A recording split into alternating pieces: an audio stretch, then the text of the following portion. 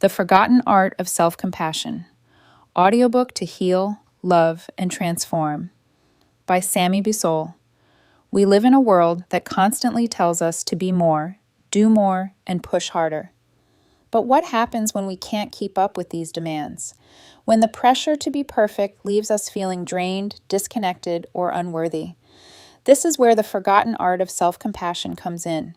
It's not a quick fix, nor is it an easy answer. But it's a practice that can change the way you experience life, how you treat yourself, how you handle your mistakes, and how you begin to heal from the wounds that have held you back for so long. In the next few moments, you'll discover a way of being that's both gentle and powerful, a way of living that allows you to show up for yourself with kindness and understanding. No tricks, no gimmicks, just a return to something that's always been inside you, waiting to be rediscovered. The unshakable power of self-compassion. There is a strength inside of you, a force that has carried you through storms, through darkness, through the moments you thought you couldn't survive. It is a strength not of muscles or willpower, but of heart. The kind of strength that comes when you stand in the face of your deepest wounds and say, I will not be broken. I will not be defined by my fears, my mistakes, or my past. You have carried so much. You have carried the weight of expectations, the judgments, the fears, the shame. You have carried the need to prove yourself, to be something you're not, to be everything to everyone but yourself. But there is a moment, a pivotal moment, when you can choose to stop trying to be perfect, to stop demanding that you live up to someone else's idea of who you should be, to stop running from your own vulnerability. This is the moment when self-compassion enters, not as a gentle whisper, but as a roar. It is the moment when you stop shrinking and start standing in your own power, in your own truth. When you choose to face your imperfections and say, I am worthy of love and kindness, just as I am. Self-compassion is not about excusing your mistakes. It is not about pretending to be something you are not. It is about embracing the fullness of who you are, all of it. It is about standing in your truth and loving yourself unconditionally, even when the world might tell you that you are not enough.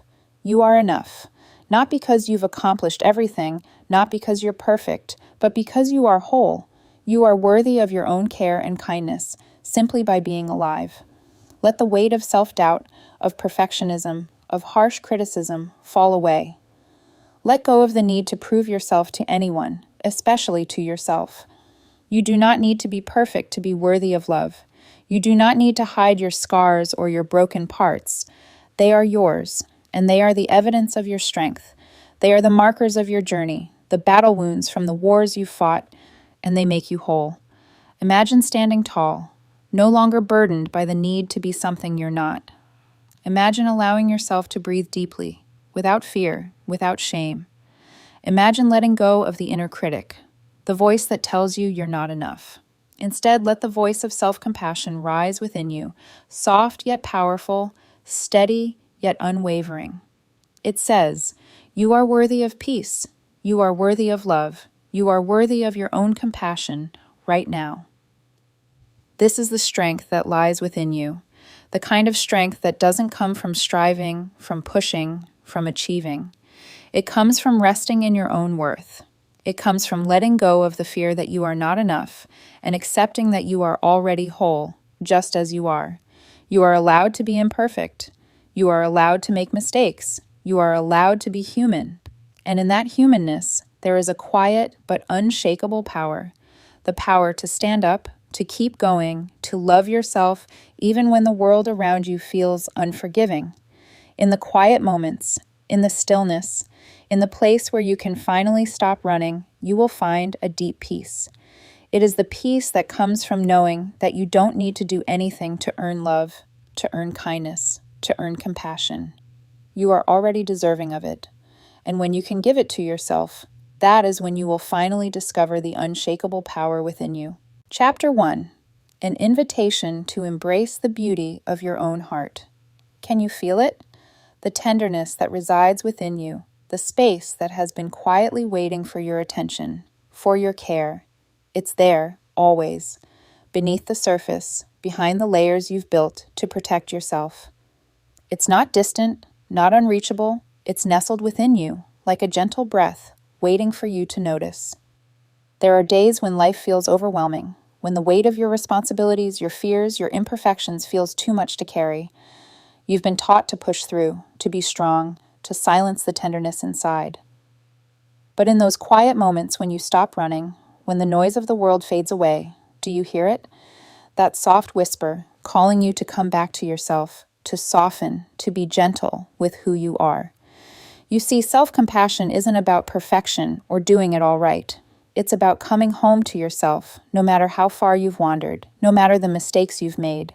It's about allowing yourself the grace to be human in all your messy, beautiful complexity, to honor the parts of you that feel broken, scared, and imperfect, and to love them anyway. You are worthy of that love, not because you've earned it, not because you've reached a certain standard, but because you simply exist. You are a human being, full of potential, full of light, and yes, sometimes full of shadow. But every single part of you deserves to be loved and seen, exactly as you are.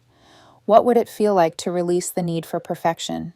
To let go of the judgment that says, I am not enough, and instead, soften into the truth that you are already enough. In every moment, just as you are, to accept yourself with the same love you so freely give to others. There is no shame in vulnerability. There is no weakness in being human. It is not a failure to feel, to struggle, or to question. It is simply the truth of being alive, and within that truth lies the most sacred gift, the ability to be compassionate toward yourself. Take a moment now, just one, and breathe. Let yourself feel the weight of your own heart, and then let it go. In that space, there is room for kindness. In that space, there is room for you. For all of you, in all your tenderness, your beauty, and your imperfection. So gently, softly, ask yourself, what if I could stop fighting against myself? What if I could soften into who I am and allow myself the comfort of being exactly who I am? What if I could love myself just as I would love a dear friend, flaws and all? You don't have to have all the answers right now. You don't have to fix anything or change a single thing. Just sit with the idea that you are worthy of your own love and kindness. You are enough. A gentle reminder, you are deserving.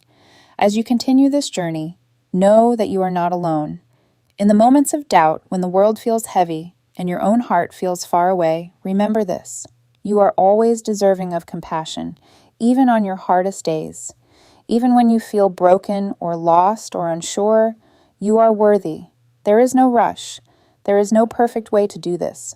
Just take it one moment at a time, one breath at a time. Each small step is enough. You are enough. In the quiet of your own heart, you are enough. And when you feel the urge to rush, to judge, to push through without stopping, remember to pause, to gently hold space for yourself, to breathe. In that breath, you'll find the peace, the gentleness, and the love you've been seeking all along. You are worthy of every ounce of kindness, every whisper of compassion. The journey is yours, and you are worthy of it. In a world that relentlessly measures success by productivity and achievement, we often forget the most important relationship we have, the one with ourselves. The constant race to be more, to do more, leaves little room for kindness, for gentle understanding of our own limitations. It's as if the more we accomplish, the more we define ourselves by our output, rather than by the simple fact that we are human, worthy of care and understanding. And yet, beneath the pressure, there is a powerful antidote, one that doesn't ask us to do more, but to be more gentle with ourselves. This is the forgotten art of self-compassion. The modern world thrives on the idea of constant hustle, of never stopping and always striving for more. From morning meetings to late-night emails, we're taught that value lies in how much we can accomplish, how efficiently we can perform. And while ambition and determination are not inherently wrong, they become dangerous when they leave us no space to breathe, to reflect, to simply be. In this constant push to meet external expectations, we often abandon the most fundamental part of human existence, the capacity for kindness, especially toward ourselves. Why it's essential now. Our society is drowning in a culture of overachievement, where doing is valued over being. We celebrate the go-getter mentality, constantly chasing the next goal, the next promotion, the next perfect version of ourselves. The idea of taking time to care for our mental and emotional well-being has been sidelined as a luxury rather than a necessity. In many ways, we've been conditioned to think that kindness, particularly self-kindness, is a weakness or a sign of complacency. The result? An epidemic of burnout, anxiety, and depression. We've come to believe that we're only worthy if we're productive, if we're always moving, achieving, and pushing boundaries. The truth, however, is that this mindset comes at a significant cost: our mental health. When we run ourselves into the ground in pursuit of success, we risk losing touch with our own emotional needs, with the basic human need for self-care and understanding. We can end up trapped in a cycle of negative self-talk, perfectionism, and guilt, leading us further away from the balance and peace we crave. In a world that demands so much from us, it's more important than ever to relearn the practice of self-compassion, to give ourselves permission to be imperfect, to embrace the messiness of life and the ups and downs of our personal journeys. Self-compassion is not about giving up on our goals or becoming complacent. It's about recognizing our worth, no matter where we are in the process. The psychology of self-compassion. The concept of self-compassion is rooted in the simple but profound idea of treating ourselves with the same kindness and care that we would offer a close friend. But in order to understand why this is so vital, we need to understand the deeper psychology at play. In the face of stress, anxiety, or emotional pain, many of us turn to self-criticism. We berate ourselves for not being good enough, for failing to meet expectations. But this approach, rooted in shame and fear, only perpetuates the cycle of suffering. Research in psychology has shown that self-criticism actually exacerbates emotional distress, making it harder to cope with challenges in a healthy way. On the other hand, self-compassion offers a more effective, kinder response. Instead of reacting to our mistakes with judgment or guilt, we learn to respond with understanding and care. We acknowledge that suffering is part of the human experience and that it's okay to struggle. In fact, it's natural to face setbacks and challenges. No one is immune to them. But self-compassion allows us to approach those setbacks without condemning ourselves, offering a pathway to emotional healing. Self-compassion is not about ignoring our flaws or excusing our mistakes. It's about recognizing that we, too, are worthy of kindness, no matter what we've done or failed to do. It's about seeing ourselves through a lens of humanity, understanding that we are, like everyone else, imperfect and ever-evolving beings. When we practice self-compassion, we activate a part of our brain associated with safety and connection. This is particularly important in a world where stress and anxiety often activate the fight or flight response, pushing us into a state of emotional distress. Self-compassion, however, helps us shift out of that state of tension and into one of calmness and understanding. It's like turning on a switch that says, "It's okay, you're okay, I've got you." How self-compassion heals. In recent years, the mental health crisis has reached alarming levels, with millions struggling with feelings of burnout, anxiety, and depression. While therapy, mindfulness, and medication all play important roles in mental health care, one of the most profound ways to begin healing is through self-compassion. When we experience emotional pain, whether from failure, rejection, or loss, our natural instinct is often to withdraw or protect ourselves. We may isolate, numb the pain, or push it down, but these responses only extend our suffering, making it harder to heal. Self-compassion offers a different path, one of acceptance, care, and emotional resilience. It allows us to face difficult emotions with openness, without shame or self-judgment. Instead of pushing our pain away, we acknowledge it, we create space for it, and in doing so, we soften its grip on our hearts and minds. This is the transformative power of self-compassion. It doesn't erase our pain, but it helps us navigate through it with more grace and resilience. The antidote to burnout, anxiety, and depression. In the midst of our fast-paced, achievement-driven society, burnout has become an epidemic. We push ourselves to the point of exhaustion. believing that if we just work harder, if we just achieve more, we'll finally be enough. But no amount of external success will ever fill the internal void caused by a lack of self-compassion. Self-compassion is the antidote to this cycle. When we prioritize our mental well-being, when we treat ourselves with kindness instead of criticism, we build resilience. We stop measuring our worth by our accomplishments alone, and we learn to appreciate the inherent value in simply being. This shift in mindset is what helps protect against burnout, anxiety, and depression. Reclaiming the art of self-compassion. The forgotten art of self-compassion is more relevant than ever.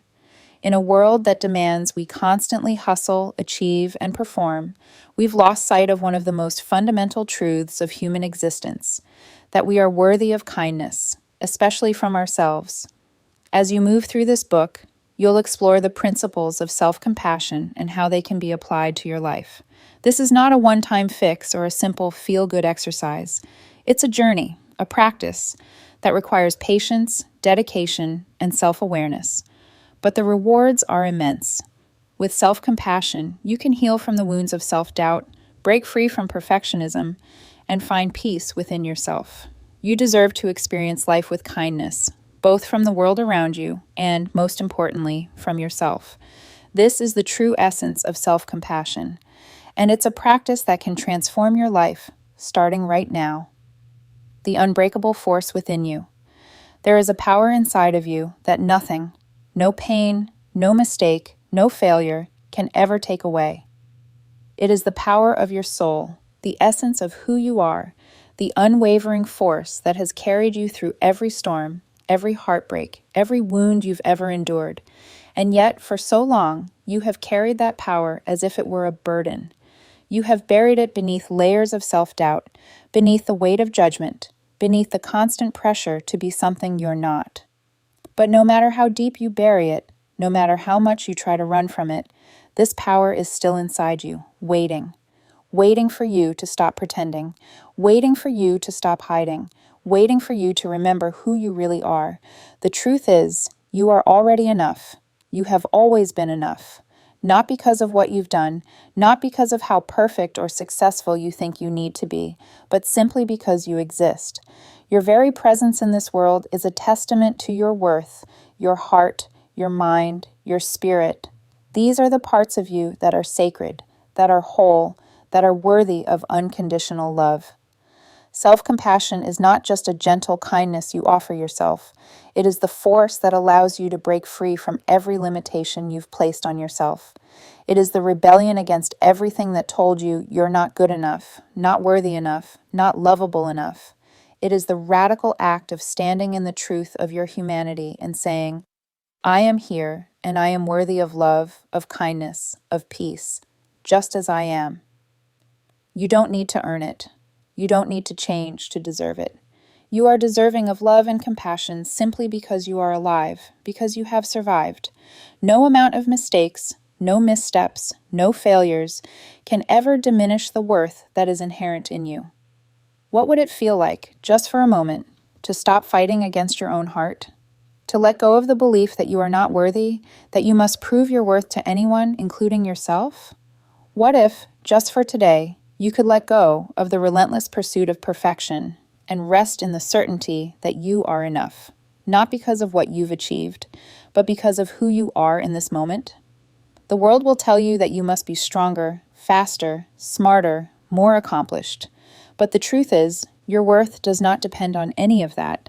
It depends on your willingness to accept yourself, to honor your journey, to love yourself without conditions. This is the ultimate act of strength. You don't need to hide from your flaws. You don't need to hide from the parts of yourself that feel broken, the parts that feel unworthy, the parts that you think are less than. These parts are not weaknesses, they are lessons, gateways to a deeper understanding of who you are. Every imperfection you've ever had is a reminder that you are human, and in your humanness lies your greatest strength. So stand in your truth, stand in your rawness, stand in your fullness. Stop shrinking to fit into the box others have made for you. Let your light shine, even in the dark places. Let your vulnerability become your greatest power. The world may never fully understand you, and that's okay. You are not here to be understood by anyone else. You are here to understand yourself, to love yourself fully, to honor your soul, your journey, your worth. In this moment, you are free. Free to be who you truly are. Free to love yourself, free to forgive yourself, free to heal. And in that freedom lies the most unshakable strength you could ever have, the strength to simply be. You are whole. You are worthy. You are enough. And that, my dear, is your unbreakable power, a journey home to yourself. There is a place inside you, quiet, still, and sacred, a place untouched by the noise of the world, untouched by the demands that others place upon you. It is a space where you are allowed to just be, not striving, not reaching, not needing to prove anything, just being. It is easy to forget this place when life moves so quickly, when the world tells you that you must be more, do more, become more to matter. But I want you to remember something, deep in your soul. You are enough, exactly as you are. You do not need to chase validation or approval because you are worthy of your own love simply by existing. We often carry the weight of our imperfections like a burden, as though we have to hide them or fix them to be worthy of love. But in truth, your imperfections are part of what makes you whole. They are part of your humanity, part of the journey that shapes you and makes you who you are. Think for a moment about the people you love. Do you see them as perfect? No. You see them in their humanity, their struggles, their flaws, their beauty, their messiness, and you love them not in spite of it, but because of it. And in the same way, you deserve that same kind of love from yourself. You are worthy of love, not because of what you do, but because of who you are. Imagine, just for a moment, what it would feel like to sit in the quiet of your own heart and forgive yourself. Forgive yourself for the times you didn't know better, for the mistakes you've made, for the moments you doubted your worth. Imagine allowing yourself the same grace you give to others, the same compassion you extend so freely. You don't have to be perfect. You don't have to be fixed. You simply have to be human, with all the vulnerability, the beauty, and the pain that comes with it. In this very moment, you are enough, right here, right now, with everything you carry. You don't need to earn compassion. You don't need to prove that you deserve it. The truth is that compassion is already yours. It's waiting for you to reach out and claim it. Every time you are kind to yourself, every time you meet your struggles with understanding, you are opening the door to a deeper sense of peace, a deeper sense of belonging, not to the world, but to your own heart. So, in the quiet of today, pause. Pause to feel your own heart. Notice how it beats. Notice the soft rhythm that carries you through each day, even when you feel uncertain, even when you feel lost. That rhythm is a reminder that you are alive, and you are deserving of every ounce of love that life has to offer, including your own. The journey towards self-compassion is not about perfection. It's about learning to love yourself exactly as you are. So take a deep breath, let go of the expectations, the judgments, and the comparisons. Just for this moment, let yourself simply be. In your vulnerability, in your imperfection, in your humanness, you are enough. You always have been. Chapter 2. The Inner Critic, Your Internal Saboteur. The voice that tells you you're not enough, that you'll never measure up, that you can't possibly succeed. This voice didn't just appear out of nowhere. It's a product of years of conditioning, of experiences that shape the way you see yourself and your worth. The inner critic has deep roots, often tracing back to childhood experiences, societal pressures, and sometimes even traumatic events that we've endured. From a young age, we begin to internalize the messages we hear from the world around us, messages from our parents, teachers, peers, and media.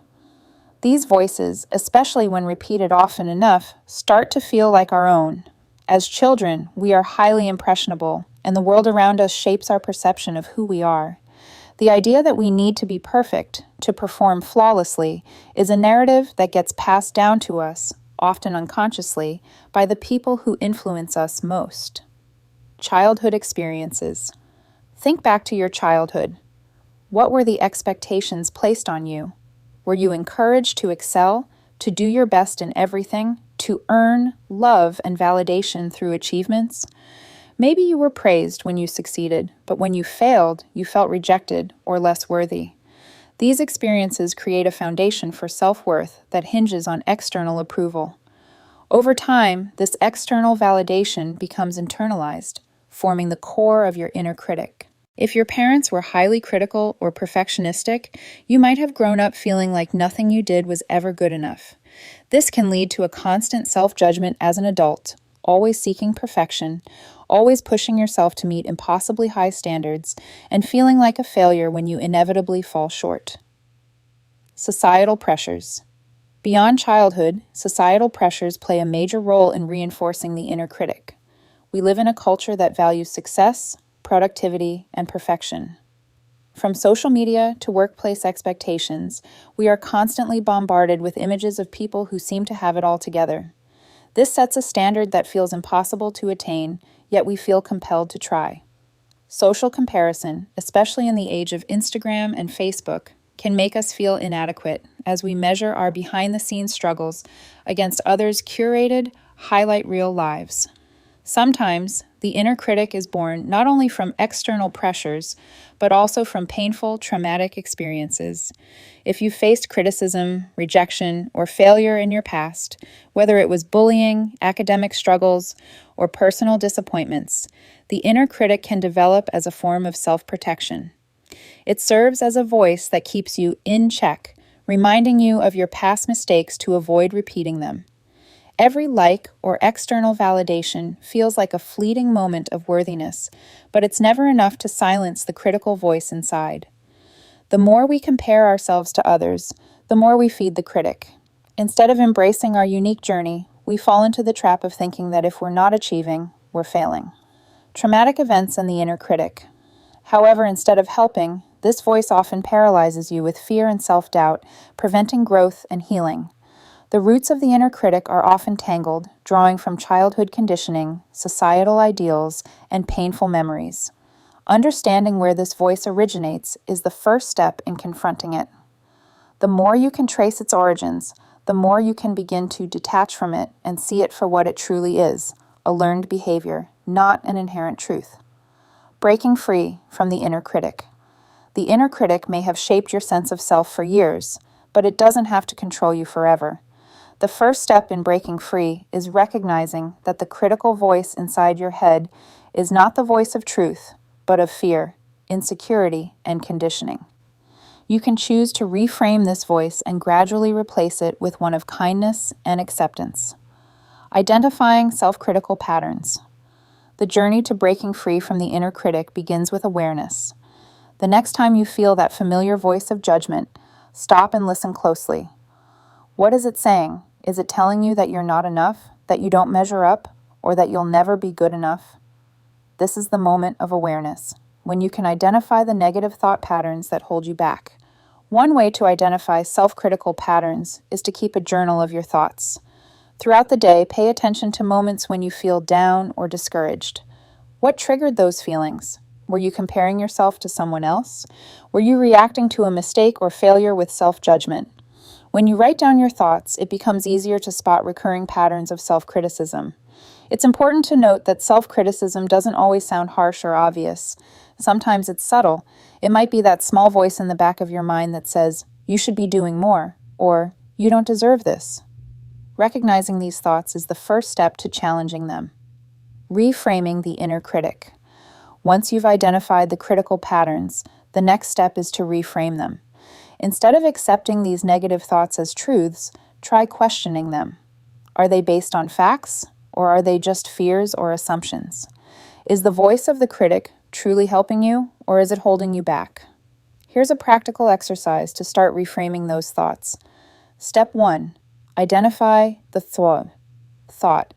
When you notice a self-critical thought, write it down. For example, "I'm not good enough," or "I'll never succeed." Step 2. Question the thought. Ask yourself, is this thought based on reality? What evidence do I have that supports or contradicts this thought? Is it possible that this thought is not entirely true? Step 3. Reframe the thought. Challenge the negative thought by reframing it into a more compassionate statement. For example, instead of "I'm not good enough," reframe it as "I'm doing the best I can, and that's enough for now." Step 4. Practice compassion. Respond to the thought with kindness. For example, "I am worthy of love and success, regardless of my mistakes or setbacks." This process of reframing helps you detach from the inner critic and shift your mindset toward self-compassion. Practical exercise. Confronting the inner critic. To further confront the inner critic, take some time for a deeper self-reflection. Write a letter to your inner critic, acknowledging its presence but also setting boundaries. In this letter, tell your critic that while you understand it's trying to protect you, you no longer need its harsh judgments. Offer compassion instead of criticism. For example, "Dear inner critic, I know you've been trying to protect me. You've been with me through many challenges, reminding me to avoid mistakes and stay safe. But I've come to realize that your harsh words no longer serve me. Instead of motivating me, they keep me stuck in fear and self-doubt. I appreciate your intentions, but I am learning to trust myself more, and I choose to listen to a kinder, more compassionate voice. I'm ready to let go of your criticism and embrace growth with love and patience. With compassion, sign it by your name, the power of compassionate self-talk." Replacing the inner critic with compassionate self-talk is a gradual process. You won't silence the critic overnight, but with practice, you can lessen its grip. Every time you choose compassion over criticism, you're building a new neural pathway in your brain. The more you practice this compassionate response, the easier it becomes to respond to yourself with kindness instead of judgment. It's important to remember that breaking free from the inner critic isn't about eliminating it completely.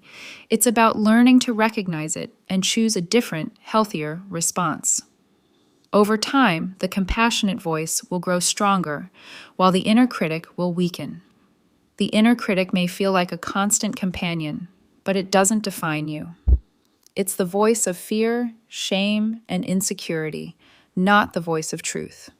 By understanding where this voice comes from and how it developed, you can begin to distance yourself from it. With awareness, compassion, and practice, you can replace the harsh judgments with self-kindness, creating a healthier, more nurturing internal dialogue. Remember, the journey to silence the inner critic is not about perfection. It's about progress and practice. Each small step you take is a step toward freedom and self-acceptance. Chapter 3. Self-compassion and shame. What is shame, and why does it haunt us? Shame is an intensely painful emotion, one that sinks deep into the soul, leaving behind a feeling of worthlessness and isolation. It is the sense that there is something fundamentally wrong with who we are, not just what we've done. While guilt arises from a specific action or behavior, meaning, "I did something wrong," shame operates at a much deeper level, telling us, "I am wrong." This distinction makes shame uniquely insidious and often harder to confront. The psychology of shame. Shame is rooted in the feeling that we are not good enough, that we are unworthy of love, acceptance, or connection. It's a primal feeling, deeply connected to our need for social belonging. Our ancestors survived by staying part of the group, and being ostracized or rejected was a serious threat to survival. Today, while the risks may not be life-threatening, the emotional pain we feel when we experience shame can be overwhelming. Shame often begins in childhood when we receive messages from our parents, teachers, or peers that make us feel unworthy or flawed. These messages can be direct, "You'll never be good enough," or subtle, "Why can't you be more like your brother?" Over time, these messages accumulate, and shame becomes a shadow that follows us into adulthood. Unlike guilt, which can motivate us to make amends or change our behavior, shame paralyzes us. It pushes us into a corner, telling us that we are inherently flawed, that no amount of apology or improvement can make us worthy of love or acceptance. This belief can be debilitating, making it difficult to heal from past hurts or to open up to others in relationships. Why is shame so difficult to confront? Shame thrives in secrecy. When we feel ashamed, we tend to hide it, hoping it will go away. We avoid talking about our perceived flaws. weaknesses, or failures because we fear rejection or judgment. This silence feeds shame, allowing it to grow unchecked. Moreover, shame is often tied to our self-identity. If we believe that we are flawed or unworthy at our core, admitting that we feel shame can feel like admitting that we are broken or irreparably damaged. This fear of being exposed is one of the reasons shame is so difficult to face. The very act of confronting shame requires vulnerability, and vulnerability can feel terrifying. But avoiding shame only deepens its grip. It keeps us stuck in a cycle of self-criticism, hiding, and self-doubt.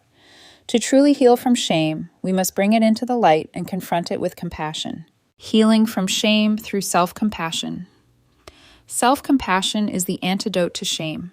Whereas shame tells us that we are unworthy, self-compassion reminds us that we are human, and being human means being imperfect. When we practice self-compassion, we give ourselves permission to be flawed, to make mistakes, and to still be worthy of love and care. Self-compassion is not about excusing or ignoring our mistakes. Rather, it's about treating ourselves with the same kindness, understanding, and forgiveness that we would offer to a dear friend.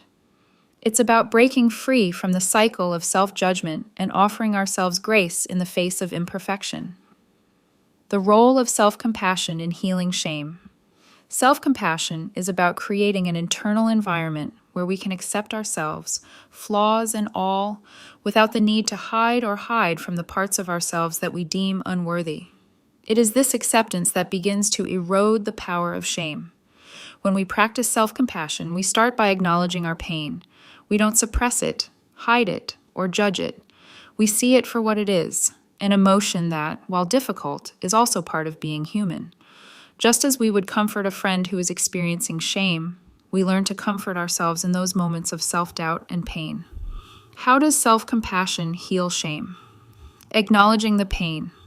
Instead of pushing the shame away or pretending it doesn't exist, self-compassion encourages us to sit with it.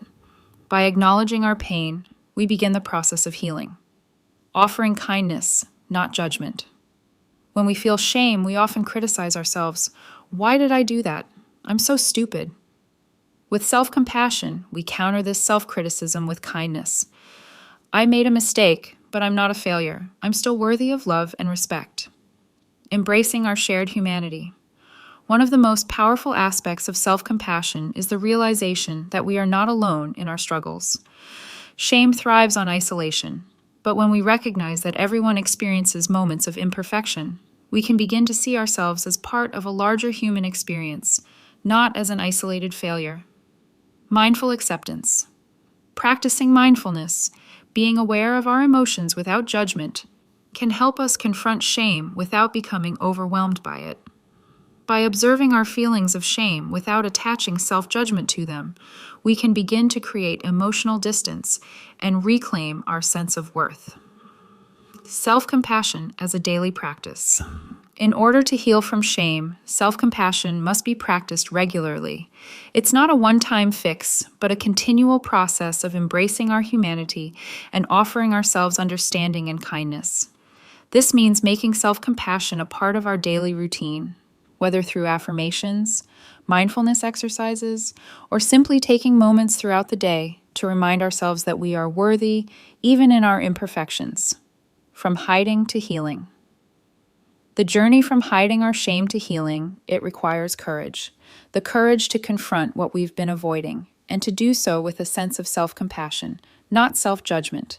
It's about reclaiming our dignity and recognizing that our worth is not contingent upon being perfect.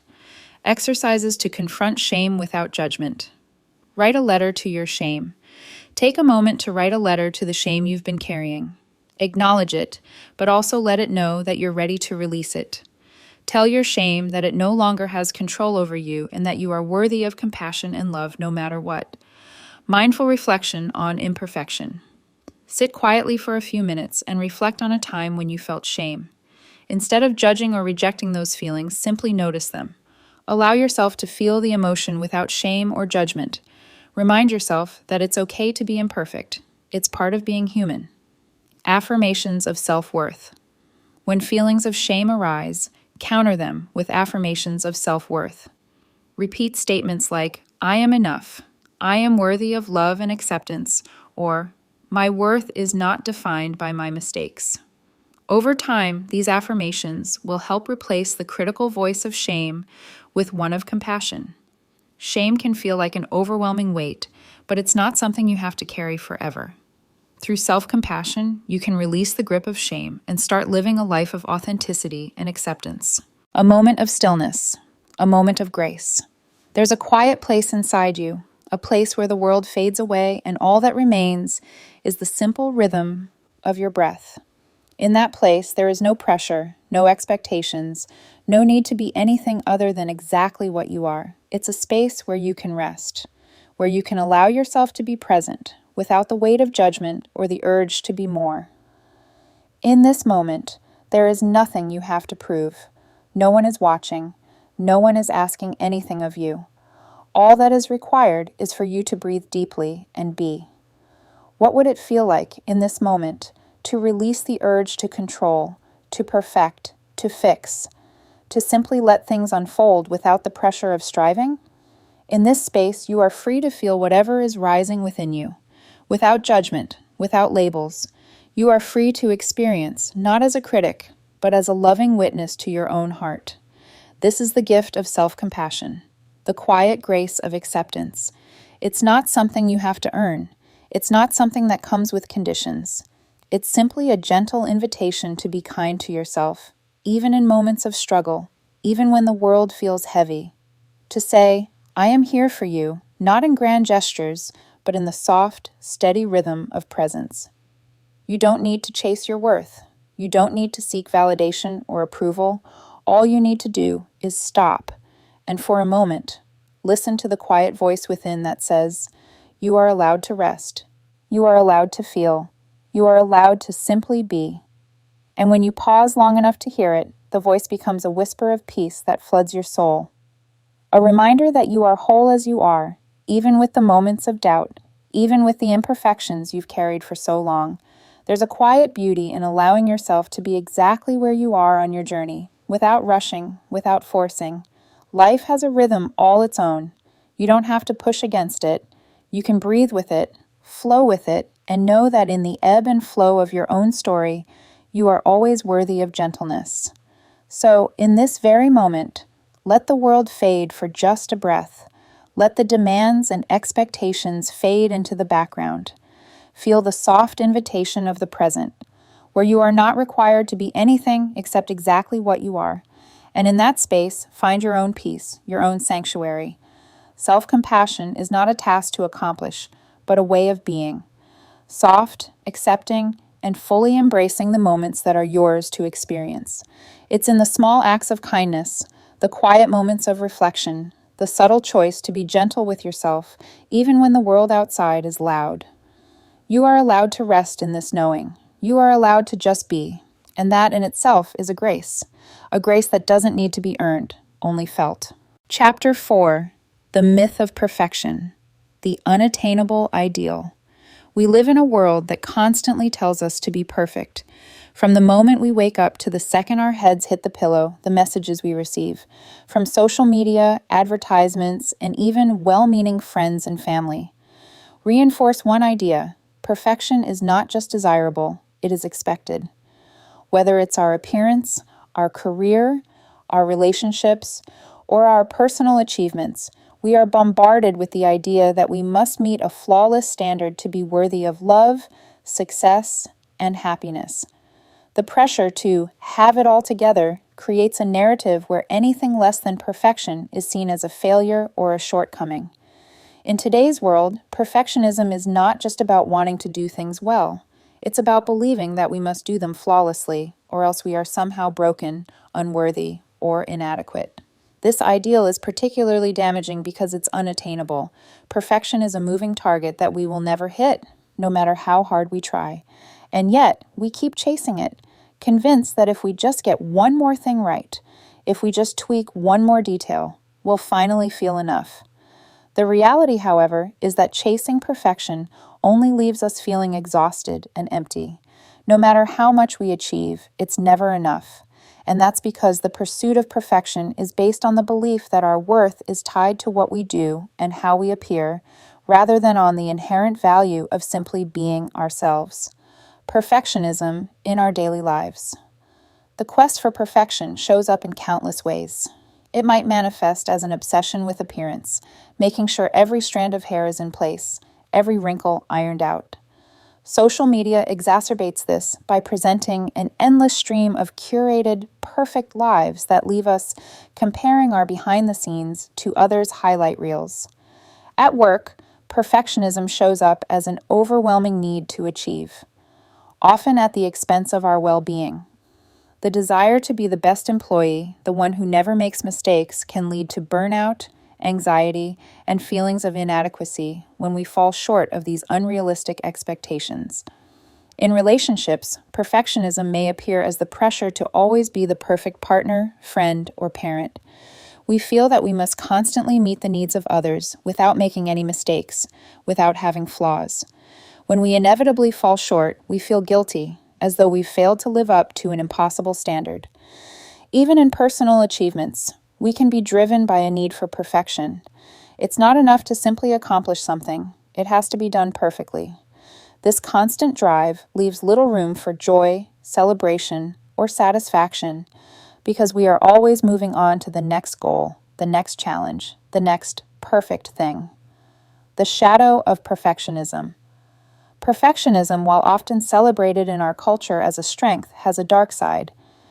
It's the invisible weight that many of us carry around, telling us we're never doing enough, never achieving enough, never being enough. It's the voice that criticizes every mistake, magnifies every flaw, and convinces us that only perfection will ever be acceptable. How perfectionism leads to chronic dissatisfaction? Perfectionism breeds chronic dissatisfaction. When we tie our worth to an unattainable ideal, we are always falling short. Even if we accomplish something, it's rarely enough. We think, I did this, but I could have done it better. I'm not there yet. I'm still not enough. This never-ending loop of self-criticism leads to anxiety, burnout, and a deep sense of unfulfillment. The problem with perfectionism is that it creates a fixed mindset, the belief that who we are and what we do must be flawless in order to be valued. This mindset keeps us stuck. We become paralyzed by the fear of failure, of making mistakes, of being imperfect. And in doing so, we miss out on the opportunities for growth, learning, and connection that come with imperfection. Perfectionism also leads to a fear of vulnerability. If we believe that our worth is tied to being perfect, we become terrified of revealing our flaws or failures. We hide parts of ourselves in shame, afraid that if others see our imperfections, they'll reject us. This fear isolates us from others and prevents us from truly connecting. Instead of seeing mistakes as opportunities for growth, we see them as reflections of our inadequacy. This constant fear of imperfection holds us back from taking risks, from being creative, from living fully. We become trapped in a cycle of trying to control everything, thinking that if we can just get everything perfect, we'll feel whole. Embracing the messiness of life.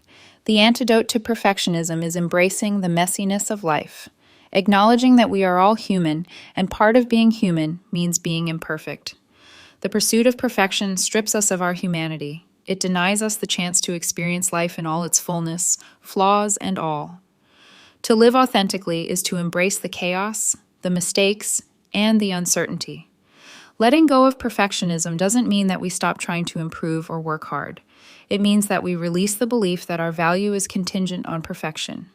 It's about allowing ourselves to be real, to be raw, and to embrace imperfection without shame. Practical exercises for letting go of perfection. 1. The Imperfection Challenge. Challenge yourself to do something imperfect every day. This could be as small as letting your hair dry naturally instead of styling it perfectly, or taking a less than perfect photo and sharing it on social media. Start small and slowly expand the challenge to other areas of your life. With each imperfect action, you'll begin to challenge the belief that you need to be flawless. 2. Practice self-compassion in the face of mistakes. When you make a mistake, instead of berating yourself or feeling like you've failed, practice self-compassion. Remind yourself that mistakes are a natural part of life and growth. You are allowed to fail, to learn, and to try again. Use a self-compassionate mantra like, I am learning, and it's okay to make mistakes. 3. Embrace the good enough standard. Let go of the need to do things perfectly. Instead, aim for good enough. This doesn't mean slacking off or doing things half-heartedly. It means letting go of the idea that every task, every project, and every aspect of your life must be flawless. Accept that good enough is not only enough, but it's often the best that can be achieved in any given moment. 4. Journal prompt. Embracing imperfection. Write about a time when you tried to be perfect and how it made you feel. Reflect on the costs of perfectionism in your life. Then, write about a recent mistake you made and how you can show yourself compassion for it. What would it look like if you stopped striving for perfection and embraced your humanity? 5. Mindful imperfection. Engage in an activity that you typically try to do perfectly, like cooking, writing, or exercising. But this time, allow yourself to be messy. Cook without measuring, write without editing, or exercise without focusing on performance. Notice how it feels to let go of the need to control and perfect every moment. Remind yourself that this is part of being human, embracing life's messiness. The myth of perfection is a powerful force, but it is also an illusion. We cannot control everything, and we cannot be perfect in everything. Perfectionism robs us of the beauty of imperfection, of the messiness that makes life so rich, so full, and so human. When we let go of perfection, we allow ourselves to be real. We embrace the mistakes, the missteps, and the messy parts of life that make us who we are. We stop measuring our worth by unattainable standards and start living more authentically, with more joy, more connection, and more peace. You are enough, just as you are, and that is the truth that shatters the myth of perfection. Chapter 5. The Science Behind Self-Compassion. Self-compassion isn't just a feel-good concept. It's deeply rooted in our biology. The way we treat ourselves, especially in moments of pain or struggle, has profound effects on our physical and emotional well-being. Scientifically, the practice of self-compassion activates several mechanisms in our body that are directly related to stress reduction, emotional healing, and overall mental health. At the heart of this biology is the parasympathetic nervous system, which is responsible for our rest and digest functions. When activated, this system counters the stress response triggered by the sympathetic nervous system, the fight or flight response. The parasympathetic system helps our body return to a state of calm, reducing heart rate, lowering blood pressure, and enabling us to process emotions more effectively. This is where self-compassion plays a crucial role.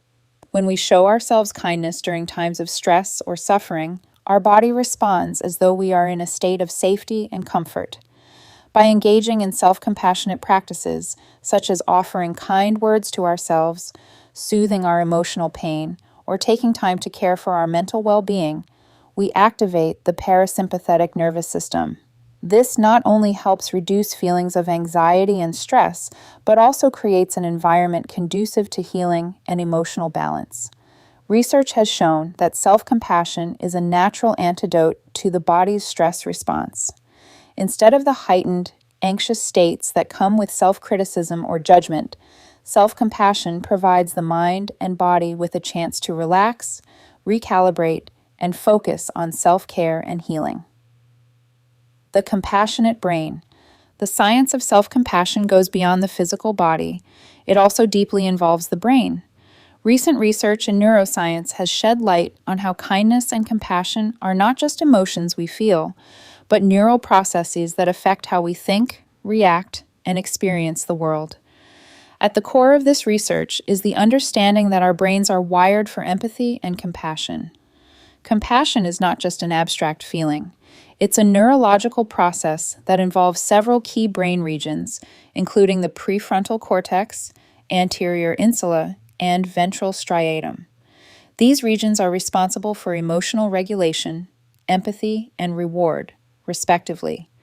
When we practice self-compassion, we activate these areas of the brain, specifically the prefrontal cortex, which helps regulate emotions and decision-making, becomes more engaged. This area of the brain is responsible for helping us manage our emotional responses, making it easier to calm ourselves when we're upset or anxious.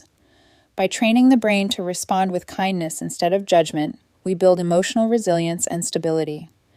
Additionally, the ventral striatum, which is associated with feelings of reward and motivation, is also activated by self-compassion. This explains why treating ourselves with kindness can actually feel good, like giving ourselves a small, emotional reward. The more we engage in compassionate practices, the more we condition our brain to associate kindness with positive feelings, creating a cycle of emotional well-being. The neuroscience of kindness. One of the fascinating aspects of the neuroscience of self-compassion is the way our brain processes kindness. Studies have shown that when we engage in acts of kindness, whether towards others or ourselves, the brain releases a range of chemicals that promote emotional well-being. These include endorphins. These are the body's natural painkillers and mood boosters. They help reduce stress and increase feelings of happiness. Dopamine. Often called the feel-good neurotransmitter, dopamine is associated with reward and pleasure. It gives us a sense of accomplishment and satisfaction. Serotonin. This neurotransmitter regulates mood, social behavior, and stress. It's often referred to as the happiness hormone because of its impact on positive emotional states. By practicing self-compassion, we encourage the brain to release these beneficial chemicals, which promote feelings of safety, security, and well-being. Over time, this can help rewire the brain to be more resilient to stress and anxiety, creating a more balanced emotional life. The power of oxytocin. One of the most fascinating aspects of self-compassion is its ability to trigger the release of oxytocin, often referred to as the love hormone or the bonding hormone. Oxytocin plays a crucial role in promoting feelings of safety, trust, and connection, and is essential in forming healthy relationships, both with others and with ourselves. Oxytocin and self-compassion. When we engage in acts of self-compassion, such as hugging ourselves, speaking kindly to ourselves, or engaging in self-care practices, our brain releases oxytocin. This release triggers a cascade of positive physiological and emotional effects, including a decrease in stress and anxiety, an increase in feelings of warmth and affection, and an overall sense of emotional connection. Oxytocin's role in self-compassion is powerful because it helps shift the brain and body from a state of fear or threat to one of comfort and safety. When we are kind to ourselves, we activate the social bonding system in our brains, which makes us feel safe, secure, and connected. This feeling of safety is essential for emotional healing, as it allows us to process difficult emotions without the added weight of self-criticism or judgment. Moreover, the release of oxytocin helps us relax. The hormone works by counteracting the stress hormone cortisol, reducing our body's physical response to stress. This is why practices of self-compassion, such as self-soothing or mindfulness, can feel so calming and therapeutic. They help restore balance to the nervous system and create an emotional environment where we can heal. The social connection aspect of oxytocin. Oxytocin is also deeply connected to our need for social bonds. It's the hormone that is released during moments of connection, whether it's a hug from a loved one, a comforting touch, or even kind words. Self-compassion, then, can be seen as a way of building an internal bond of safety and love. When we offer ourselves kindness and care, we activate the same bonding system that is triggered when we connect with others. In this sense, self-compassion fosters self-love and self-acceptance, two crucial elements for emotional well-being. This hormone not only helps soothe anxiety, but also encourages self-soothing behaviors, which are vital for emotional regulation. When we experience stress or emotional pain, oxytocin helps us calm ourselves down, much like a mother soothing a child in distress. This self-soothing process is key to breaking the cycle of self-criticism and replacing it with self-kindness. The science behind self-compassion. The practice of self-compassion is not just an emotional or psychological act. It's deeply rooted in our biology. Through the activation of the parasympathetic nervous system, the compassionate brain regions, and the release of oxytocin, self-compassion helps reduce stress, enhance emotional regulation, and foster feelings of safety and connection. The act of being kind to ourselves not only improves our mood in the moment, but also rewires our brains to be more resilient, more compassionate, and more connected, ultimately leading to a healthier, more balanced life. Self-compassion isn't just a nice-to-have practice. It's a biologically essential tool for emotional healing and well-being. The more we engage with it, the more we activate the natural healing mechanisms within our bodies and minds, creating a pathway to lasting peace and self-acceptance. The quiet power of acceptance. There is a quiet power in accepting yourself, just as you are, in this very moment. It's not a forceful kind of power. It's not loud or dramatic. It's soft, still, and profound.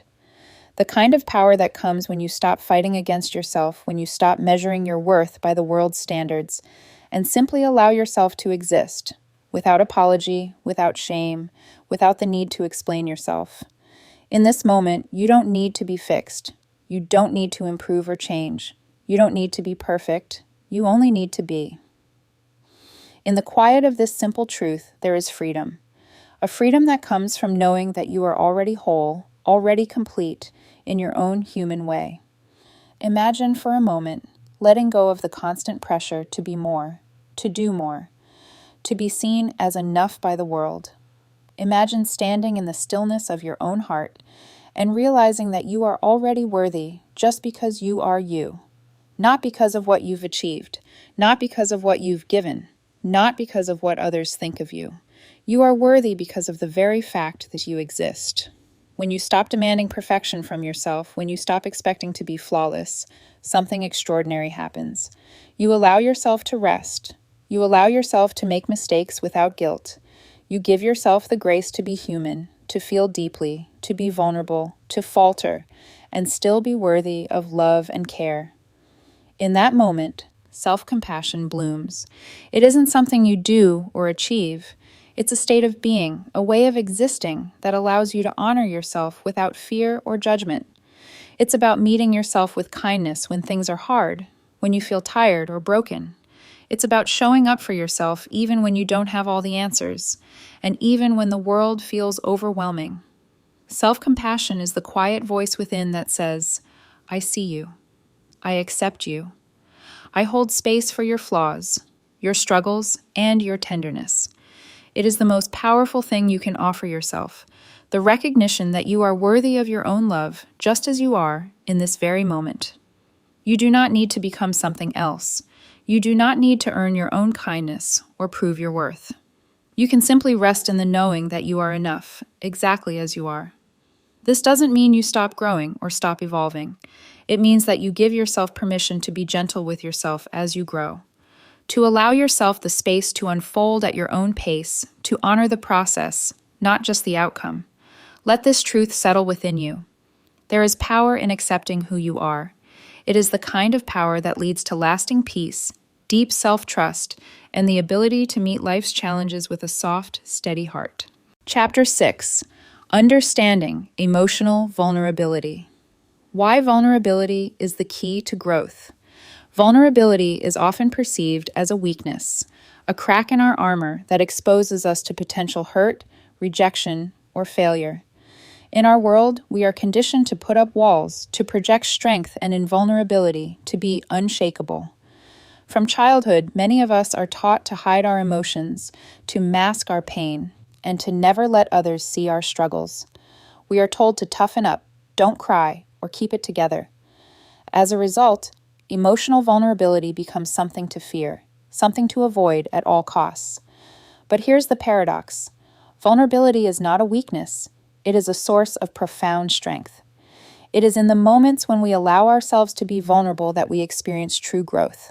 When we open ourselves to our feelings, acknowledge our pain, and embrace our imperfections, we unlock the door to transformation and healing.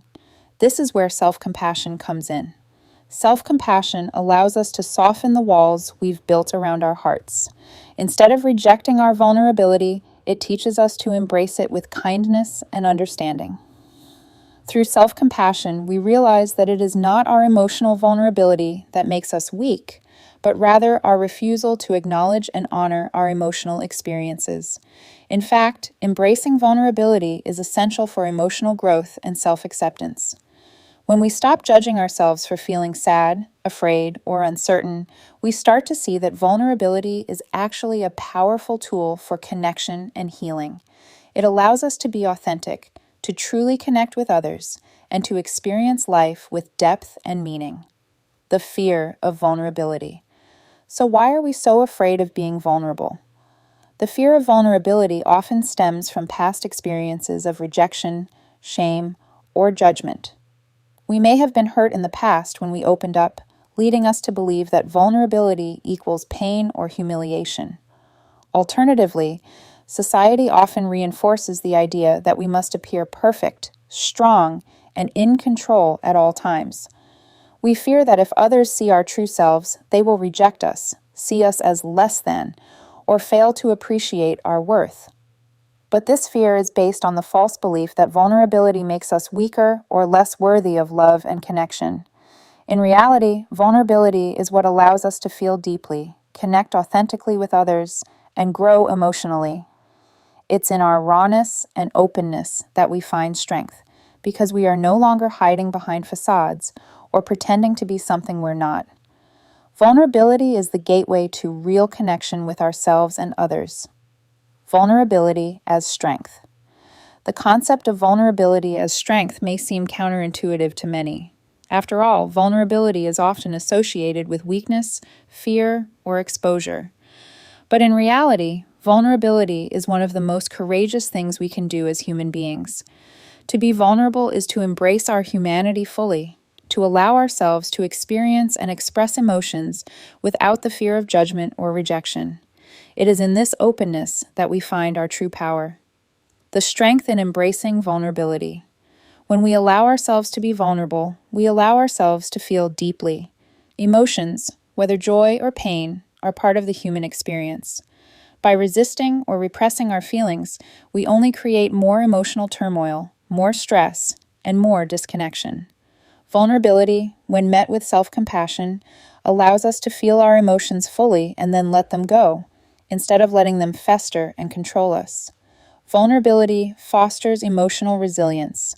When we embrace our vulnerability, we build emotional strength by accepting ourselves in our entirety. We stop pretending to be perfect, and instead we learn to be honest about our limitations, our pain, and our fears. In this acceptance, we become more resilient because we are no longer afraid of being hurt. We can withstand the emotional storms of life because we've already embraced the fact that we are human and imperfect. When we share our vulnerability with others, we also invite deeper, more meaningful connections. True intimacy is born from the willingness to show our authentic selves, flaws and all. By being vulnerable, we encourage others to do the same. This mutual exchange of vulnerability fosters empathy, trust, and genuine connection. It's through these connections that we find healing and growth, vulnerability, and emotional courage. True emotional courage lies in the willingness to experience discomfort. Vulnerability is not easy. It requires bravery. It takes courage to expose our wounds, to face our fear of judgment, and to be vulnerable in the face of uncertainty. However, courage is not the absence of fear. It's the willingness to feel the fear and act anyway. Every time we allow ourselves to be vulnerable, we build emotional courage, and in doing so, we grow stronger. Vulnerability does not make us weak. It makes us real. It connects us to our emotions, to others, and to the deeper parts of ourselves that we often hide. It is through vulnerability that we discover our strength and resilience. In being vulnerable, we also give others permission to be real, to be open, and to embrace their own humanity. Cultivating self-compassion in vulnerability. Now that we understand the strength inherent in vulnerability, the question becomes, how can we embrace vulnerability in a way that is gentle, nurturing, and free from self-judgment? The answer lies in cultivating self-compassion as we navigate our vulnerability. Self-compassion allows us to face our emotions with kindness, patience, and understanding without the harsh self-criticism that often accompanies vulnerability. Embracing emotions without judgment. One of the most powerful ways to cultivate self-compassion in vulnerability is to embrace our emotions without judgment. We live in a culture that often teaches us to suppress our feelings, to judge them as good or bad, and to resist uncomfortable emotions. This creates a toxic cycle where we avoid our emotions, repress them, or feel shame about them. Instead of judging our feelings, self-compassion teaches us to accept them as they are. All emotions, whether painful or pleasurable, are part of the human experience. When we allow ourselves to experience emotions without judgment, we give ourselves permission to be fully human. By doing so, we can experience emotional freedom, knowing that our feelings do not define us and that it's okay to feel vulnerable. Mindfulness practice for confronting painful feelings. Mindfulness is a powerful tool for cultivating self-compassion in moments of vulnerability. When we're confronted with painful emotions, mindfulness helps us stay present with them without judgment. Here's a simple mindfulness practice to help embrace vulnerability and release emotional resistance. 1. Find a quiet space. Sit comfortably with your eyes closed. Bring your attention to your breath, noticing the rise and fall of your chest with each inhale and exhale. Allow yourself to settle into this moment. 2. Acknowledge your feelings. Bring to mind the emotion that is currently present. Whether it's sadness, fear, frustration, or anxiety, simply notice it without trying to change it. Acknowledge the emotion as it is, without judgment or resistance. 3. Sit with the feeling. Allow yourself to be with the emotion. You don't have to fix it or push it away. Just breathe into it, offering yourself kindness in this moment of vulnerability. Remind yourself that it's okay to feel what you're feeling and that you are not your emotions. 4. Offer yourself compassion. Place your hand on your heart and say to yourself, I am here for you. I am with you, and it's okay to feel this way. Feel the warmth of your hand as a reminder that you are offering yourself love and comfort. 5. Let go. As you continue to breathe, allow the emotion to flow through you without attachment. Know that emotions are transient. They will pass, and you are safe to feel them. By practicing mindfulness and self-compassion in moments of vulnerability, we create a safe space within ourselves where we can experience our emotions fully without fear of judgment or shame. This practice helps us build emotional resilience, knowing that vulnerability is not something to hide from, but something to embrace with love and understanding. Vulnerability is not a weakness. It is an essential part of being human. It allows us to experience life deeply, to connect with others authentically, and to grow emotionally. When we embrace vulnerability with self-compassion, we transform it into a source of strength, courage, and emotional resilience. Through vulnerability, we learn to love ourselves as we are, imperfections and all. We stop hiding from our emotions, and instead we embrace them with kindness and acceptance. It is in this openness that we find true growth and healing. Vulnerability is not something to fear. It is the key to living fully and authentically. A gentle return to yourself. In the midst of the noise, the rush, the endless to-do lists, there is a part of you that remains untouched, a part that exists beneath the weight of expectations, beneath the layers of self-criticism and doubt. It is a quiet place, waiting for you to return, waiting for you to remember that you are worthy of kindness, simply by being who you are. In this moment, let yourself pause. Pause long enough to feel the rhythm of your breath. Feel the rise and fall, steady and true, as it has been since the very first moment you entered this world. This breath, this simple act of inhaling and exhaling, is a reminder that you are alive, that you are here, and that you are deserving of peace. You are not defined by your mistakes or your struggles. You are not confined by the story that you tell yourself about who you should be or how you should be. You are more than the sum of your fears. You are more than the expectations others have placed on you. You are more than the voices that tell you that you aren't enough or that you need to change. Right now, in this moment, you can choose to let go of the weight that you've been carrying.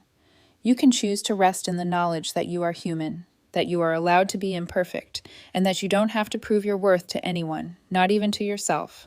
You are allowed to soften. You are allowed to breathe. Imagine, just for a moment, what it would feel like to hold yourself with tenderness, to wrap your arms around your own heart as you would a dear friend, offering the same love, care, and understanding that you so freely give to others. Imagine what it would feel like to give yourself permission to be gentle with your wounds, your imperfections, your failures, and your mistakes. These are not flaws to hide, but part of what makes you whole, part of what makes you real. There is no shame in needing a moment to heal. There is no shame in feeling tired, feeling unsure, feeling broken. These are the moments when self-compassion becomes a balm for the soul, a soft, quiet healing that does not demand anything, that asks for nothing except for you to be present with yourself. What if, in this moment, you could release the idea that you must constantly strive to be better, stronger, or perfect? What if you could simply be with the feelings, the uncertainties, the discomfort, and the joy all at once, and trust that it is enough? You are enough just as you are. In the stillness of your own heart, there is a gentle whisper that says, you are worthy of love just as you are. It doesn't require you to do anything, change anything, or achieve anything. It simply asks you to feel. Feel your breath. Feel your body. Feel the soft, steady rhythm of your existence. And let that be enough. Chapter 7. Self-compassion and forgiveness. Forgiveness, especially self-forgiveness, is often one of the most challenging emotional hurdles we face. We all make mistakes, hurt others, or fall short of our own expectations at times. Yet, while it's often easier to forgive others, forgiving ourselves seems to be much more difficult. We tend to hold on to past mistakes, constantly replaying them in our minds, as if by punishing ourselves we can somehow make things right. This cycle of guilt and self-judgment can create an overwhelming sense of shame, preventing us from moving forward and embracing our true potential. Many of us believe that self-forgiveness is something we have to earn, that we have to prove to ourselves we are worthy of forgiveness before we can let go of the guilt. We tell ourselves that if we simply feel bad enough or suffer long enough, we will eventually absolve ourselves of the wrongs we've done. But this belief keeps us trapped in the past, unable to experience the healing that self-forgiveness and self-compassion offer. The key to breaking this cycle is self-compassion.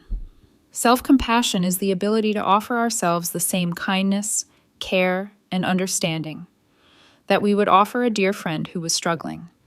When we practice self-compassion, we recognize that we are human, that making mistakes is part of being human, and we allow ourselves the grace to learn, grow, and move forward.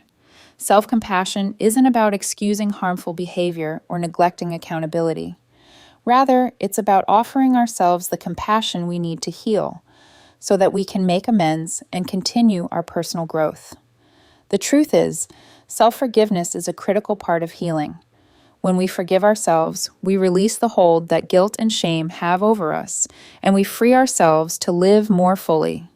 Self-compassion creates the foundation for forgiveness, allowing us to understand that our past mistakes do not define us, and that we have the power to transform ourselves moving forward. Why we hold on to guilt. Guilt is a powerful emotion. It can be a signal that we have done something wrong, encouraging us to take responsibility and make amends. However, when guilt becomes chronic or disproportionate, it can turn into a barrier to self-compassion and self-forgiveness. So why do we hold on to guilt, even when it's no longer productive or helpful? The psychological mechanisms behind guilt are rooted in our moral compass, our inner sense of right and wrong. Guilt arises when we believe we have violated our values, harmed someone, or failed to live up to our own expectations. Initially, this feeling of guilt serves as a motivator for change. It encourages us to acknowledge our wrongs, make amends, and strive to do better. However, when guilt lingers, it no longer serves as a motivator. Instead, it becomes a constant reminder of our imperfections. the role of perfectionism in guilt. For many, the inability to let go of guilt is tied to perfectionism. We set unrealistically high standards for ourselves and believe that anything less than perfection is unforgivable. This mindset creates a constant sense of failure, as we can never fully meet these standards. No matter how much we accomplish or how hard we try, the feeling of guilt persists. The more we strive for perfection, the more we feel guilty when we inevitably fall short. Moreover, guilt can be a way of punishing ourselves. For some, feeling guilty is a form of emotional self-punishment. It's as though we believe that by continuing to feel bad, we are somehow atoning for our past mistakes. We may think that by holding on to guilt, we can avoid repeating the same mistakes. But in reality, guilt keeps us stuck in a cycle of self-criticism, preventing us from experiencing true emotional freedom. The fear of letting go of guilt. Another reason we hold on to guilt is the fear that if we forgive ourselves, we'll be condoning our behavior. Many people worry that forgiving themselves means excusing their actions or failing to learn from their mistakes. But this is a misunderstanding. Self-forgiveness is not about excusing harmful behavior. It's about acknowledging our mistakes, taking responsibility for them, and then offering ourselves the grace to heal and grow. It's about moving forward with awareness, not avoiding accountability. The impact of guilt on mental health. Chronic guilt has a significant impact on mental health. It contributes to anxiety, depression, and stress, creating a constant state of emotional turmoil. Guilt erodes self-esteem, making it difficult to feel worthy of love, success, or happiness. It leads us to believe that we are bad or inadequate, and this belief can become self-fulfilling. The longer we hold on to guilt, the more it damages our emotional well-being and prevents us from cultivating the self-compassion we need to heal. Healing through self-forgiveness. So how can we release the grip of guilt and begin the process of healing through self-forgiveness? The practice of self-forgiveness involves several steps, which we will explore below. The foundation of these steps is self-compassion, offering ourselves the kindness and understanding we need to move beyond our mistakes and create space for emotional healing. The first step, acknowledging the hurt. Before we can forgive ourselves, we must first acknowledge the pain caused by our actions. This means being honest with ourselves about what we've done, how it has affected others, and how it has impacted our own emotional health. This step is not about self-criticism or guilt. It's about recognizing the consequences of our actions without judgment.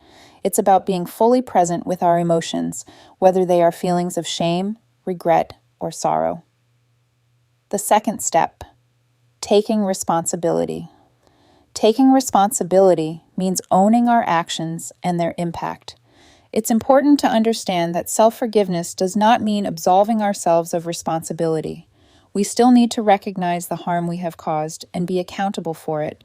However, self-compassion encourages us to take responsibility with kindness, rather than berating ourselves for our mistakes.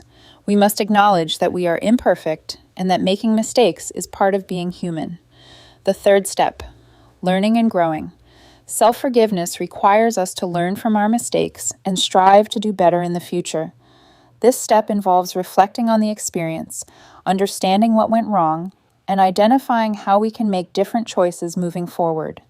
Self-compassion allows us to see ourselves as capable of change and growth, rather than as irreparably broken. We can forgive ourselves because we know that we are committed to becoming better versions of ourselves.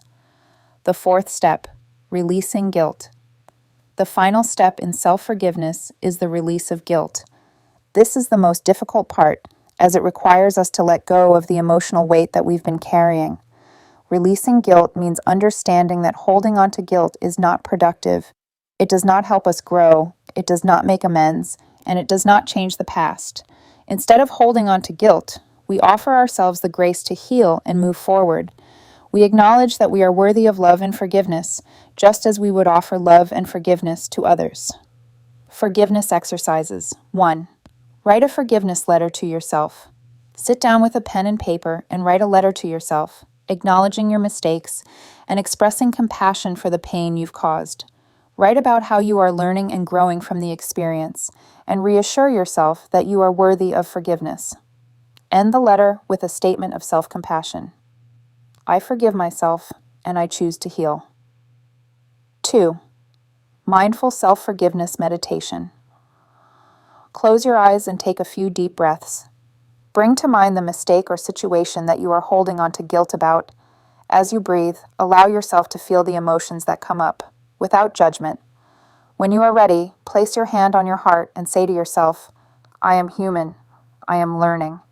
I forgive myself and choose to release this guilt.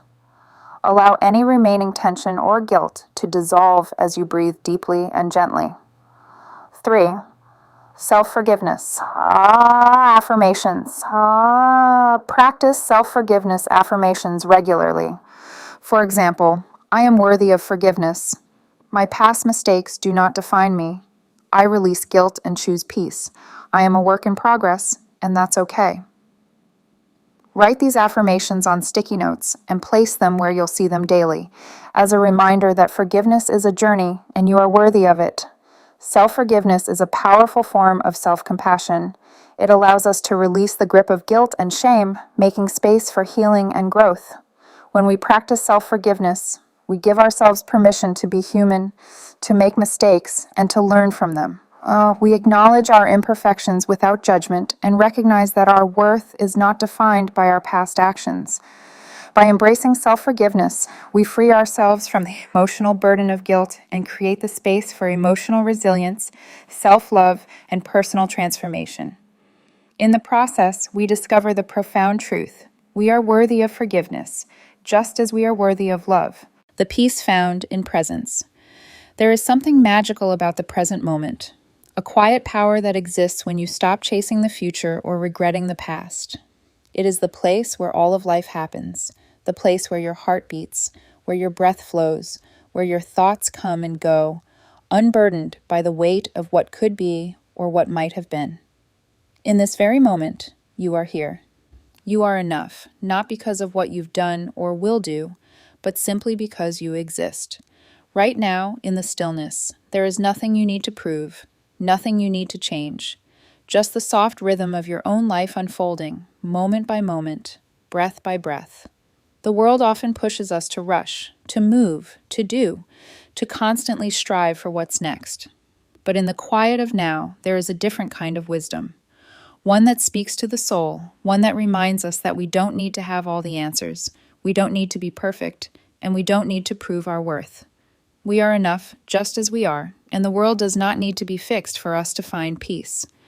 Self-compassion is the ability to hold ourselves gently in this moment, to allow ourselves the space to be human, to feel, to struggle, and to be vulnerable. It is the permission to be exactly where we are, without shame or judgment.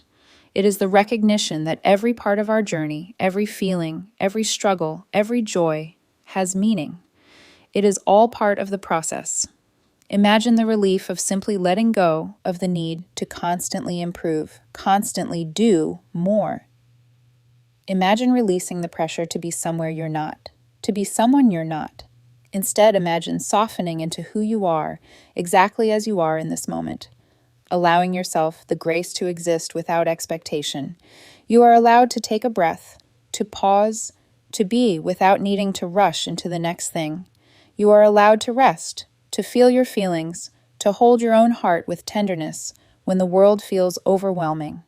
There is no shame in being human, in being imperfect, in needing time to rest and heal. This is the journey. This is the process. So let go of the weight of expectation. Let go of the fear of not being enough, of not doing enough. In this very moment, you are enough simply because you are here, breathing, feeling, living. Let that be enough for now. In this space, you are free. Free from the pressure to be perfect. Free from the need to prove yourself. Just breathe and feel the peace that comes from simply existing in the present. Allow yourself to rest in the gentle knowing that you are worthy of your own kindness, your own love, just as you are. Chapter 8. Transforming Self-Doubt into Self-Trust. How self-doubt erodes our sense of self-worth. Self-doubt is something everyone experiences at one point or another. Whether it's questioning our abilities, second-guessing our decisions, or wondering if we are worthy of success or love, self-doubt is a universal companion in the human experience. It can show up in small, fleeting moments or take root in larger, more chronic patterns. No matter how it manifests, self-doubt has a powerful way of undermining our sense of self-worth and eroding our confidence. At its core, self-doubt reflects a lack of trust in ourselves. It tells us that we are not good enough, that we don't have what it takes, or that our dreams are too big to be realized. It whispers that we are unworthy of success, happiness, or love. And it does so with such intensity that, over time, it can begin to feel like truth. But self-doubt is not reality. It is an illusion. It is often rooted in past experiences, societal expectations, or the critical voices of others that we have internalized. Self-doubt feeds off our fears and insecurities, convincing us that we are not capable of achieving our goals or deserving of our dreams. However, the more we feed into self-doubt, the more we reinforce this limiting belief, creating a vicious cycle that becomes difficult to break. When self-doubt takes center stage, self-compassion is pushed aside. We become too focused on what we perceive as our flaws or shortcomings, and we stop nurturing ourselves with the kindness and understanding we need. The harsh inner critic takes over, and we become disconnected from our true potential. As a result, we shrink back from opportunities, avoid taking risks, and delay pursuing the things that matter most to us. The truth is, self-doubt does not define us. It is simply a temporary state of mind that can be transformed through the practice of self-compassion and self-trust. The more we learn to trust ourselves and honor our inner wisdom, the less power self-doubt will have over our lives. The road to self-trust. Trusting ourselves is the cornerstone of self-compassion. Self-trust is the belief that we have the ability to make decisions, handle challenges, and create the life we desire. It's the conviction that, no matter what happens, we are capable of navigating our own journey. When we trust ourselves, we can approach life with a sense of inner security and resilience, knowing that we have the tools to move through uncertainty and adversity. Building self-trust is not an overnight process. It takes time, practice, and a commitment to treating ourselves with kindness, especially when we falter. The good news is that self-trust is a skill, one that can be developed through consistent effort and reflection. By taking small steps to honor our own needs, listen to our intuition, and acknowledge our strengths, we can gradually transform self-doubt into confidence and self-assurance. Practical tools to build self-trust. Affirmations of trust. One of the most effective ways to build self-trust is through positive affirmations. Affirmations are simple, powerful statements that can shift our mindset from doubt to trust. These affirmations help us challenge the negative thoughts that keep us stuck in self-doubt, replacing them with empowering beliefs that reinforce our inner strength. Here are a few examples of affirmations for self-trust. I trust myself to make the best decisions for my life. I have the ability to navigate challenges with grace and wisdom. I am worthy of success, and I trust in my potential. I trust my instincts and honor my feelings. Daily practice. Set aside a few minutes each day to repeat these affirmations aloud or write them in a journal. As you say or write each affirmation, really feel the truth of the words. Allow them to sink into your subconscious mind, reinforcing your belief in yourself. Reflective journaling. Journaling is another powerful tool for building self-trust. Writing down your thoughts and feelings allows you to process emotions, gain clarity, and connect with your inner wisdom. When self-doubt arises, journaling can help you sort through the reasons behind it and challenge the assumptions that fuel it. Here's a journaling prompt to help you start building self-trust. Reflect on a time when you made a decision you were proud of. Write about the process you went through, how you trusted your intuition, and what the outcome was. Notice the strength and wisdom you showed in that situation. How can you carry this sense of self-trust forward into your current life? Small acts of self-trust. Trust is built through consistent actions. Start by taking small, intentional steps that honor your needs and desires. This could be as simple as trusting yourself to take a break when you need it, standing up for yourself in a difficult conversation, or making a decision without overthinking. Each time you act in alignment with your truth, you reinforce your ability to trust yourself. Each day, make one decision that you feel fully confident about. This could be as simple as choosing what to eat, what task to tackle first, or how to spend your free time. Celebrate each decision as an affirmation of your self-trust. Silencing the voice of self-doubt. The voice of self-doubt can be loud, persistent, and paralyzing. It whispers that you are not enough, that you'll fail, that you're not deserving. This voice can be so convincing that it can stop you from taking action or pursuing your goals. But the key to silencing this voice is self-compassion.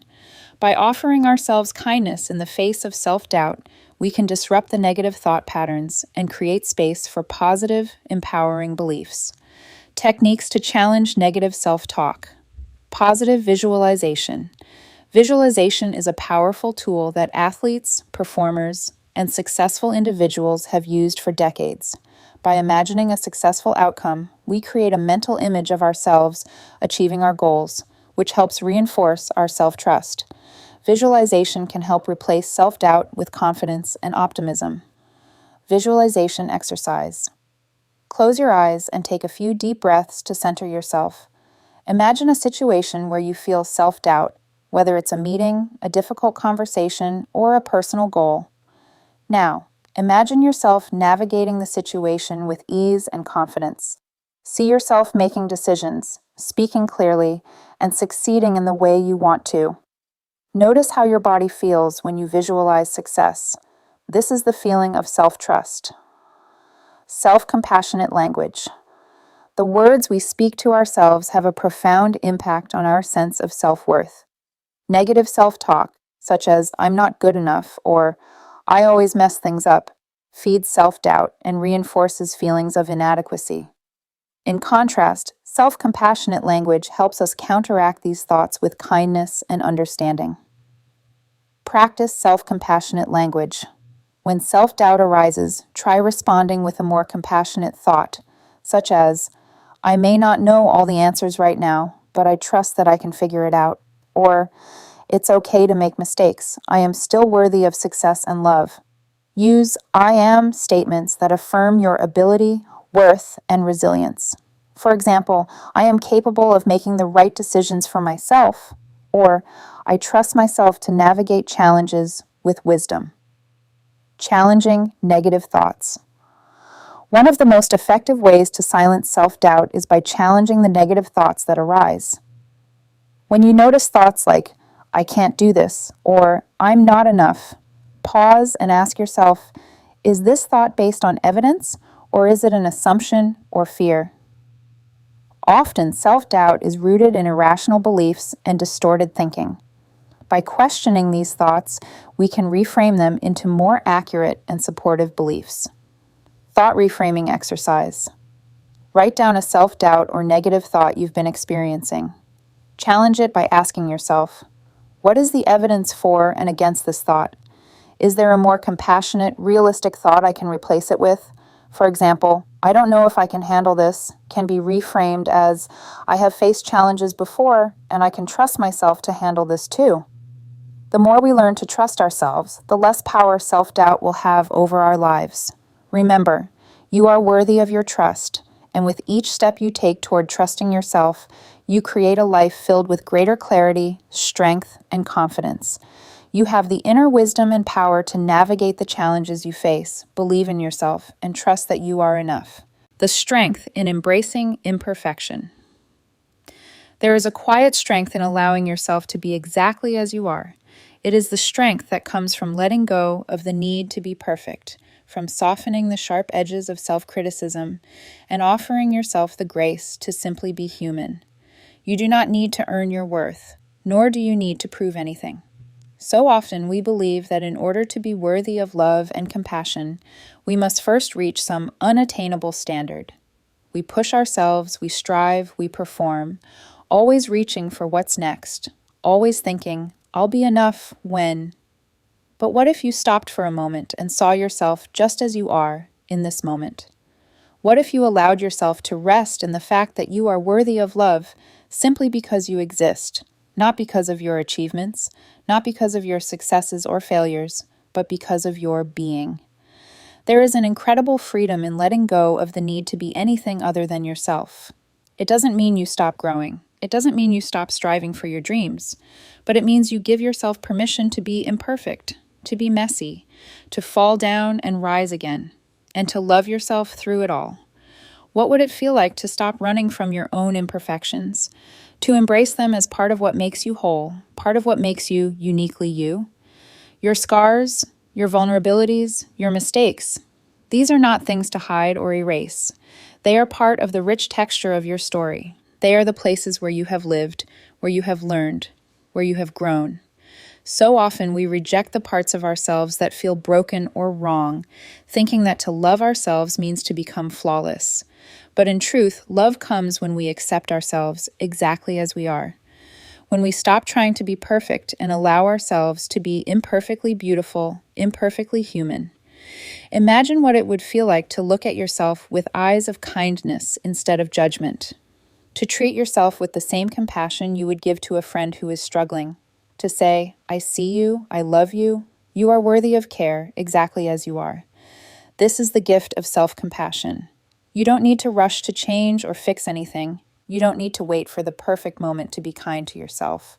You can offer yourself compassion right now, in the midst of your imperfection. You are allowed to take the time you need to heal, to grow, to become. The journey is not about reaching an endpoint.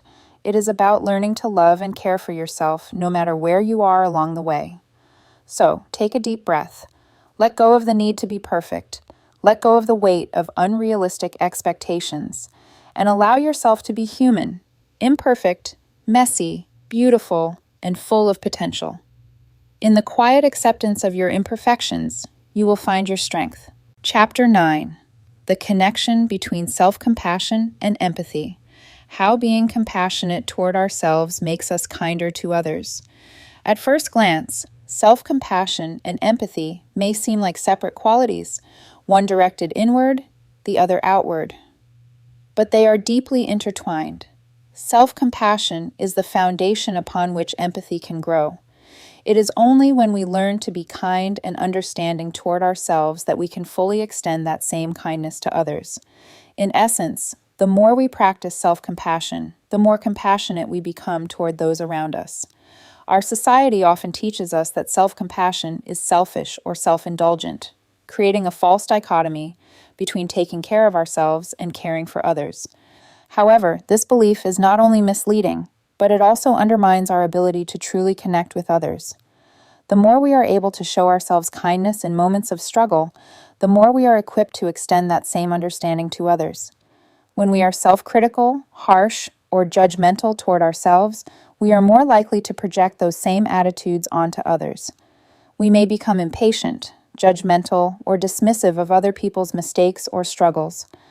On the other hand, when we practice self-compassion, we begin to see ourselves and others with greater empathy. We recognize that all human beings experience pain, suffering, and vulnerability, and that compassion is the healing antidote to these struggles. Self-compassion encourages us to view ourselves through a lens of kindness and acceptance, which in turn allows us to recognize the same qualities in others. We come to see that just as we are worthy of understanding and care, so too are others, regardless of their imperfections. This mindset transforms our relationships, making us more empathetic, patient, and supportive in our interactions. Empathy as a tool for healing. Empathy is often defined as the ability to understand and share the feelings of another person. It is the ability to put ourselves in someone else's shoes, to feel their pain, joy, or sorrow as though it were our own. Empathy is a powerful force in creating meaningful connections and healing relationships, but it begins with self-compassion. When we are compassionate toward ourselves, we develop an empathic mindset that allows us to connect with others on a deeper level. The practice of self-compassion helps us recognize that all humans share a common vulnerability, and it is through this recognition that empathy is born. We begin to see that, like us, others struggle with their imperfections, face moments of doubt, and experience emotional pain. Self-compassion allows us to tune into our own emotional landscape, which in turn makes it easier to tune into the emotions of others. When we embrace our own humanity with kindness, we are better equipped to offer that same understanding and care to those around us. Empathy becomes a tool for healing, both for ourselves and for those we interact with. The healing power of empathy. Empathy is a healing force because it creates a sense of shared humanity. It reminds us that we are not alone in our struggles and that our pain is not unique to us. When we offer empathy to others, we validate their emotions, helping them feel seen, heard, and understood. This validation is often the first step in the healing process. Empathy can reduce feelings of isolation and help others feel supported, even in their darkest moments. But empathy is not only a tool for helping others, it is also a tool for helping ourselves. By offering empathy to others, we reinforce the self-compassionate mindset that we need to cultivate toward ourselves. In other words, every time we empathize with someone else's pain or joy, we are also deepening our ability to empathize with our own feelings. This mutual exchange of empathy fosters deeper emotional connection and nurtures a sense of belonging and understanding that is essential for healing. Self-compassion and empathy are cyclical, each one feeding and reinforcing the other. Self-compassion in action. While self-compassion can sound like an abstract concept, it is, at its core, a practice that we can embody through our actions. One of the most powerful ways to integrate self-compassion into our daily lives is by applying the same care and understanding we offer to others to ourselves. When we engage in self-compassionate action, we align our behaviors with the mindset of self-kindness and care. However, for many of us, offering compassion to ourselves can feel foreign or even uncomfortable. We may be so used to caring for others that we neglect our own needs. But just as we wouldn't expect someone we love to go without care or understanding, we must apply that same logic to ourselves.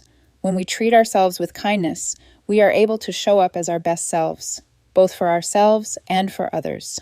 Here are several practical exercises that can help you bring self-compassion into action, making it a living practice that's integrated into their daily lives. 1. Offering yourself the gift of time.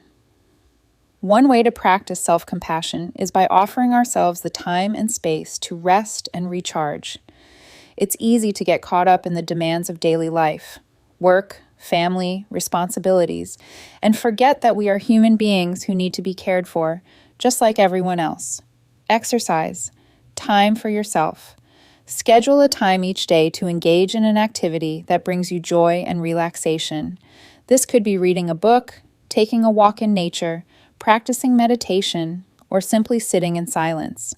It doesn't have to be long. Just 15-20 minutes of undisturbed time to nurture yourself can make a world of difference. Allow yourself to fully enjoy this time without guilt or self-judgment. 2.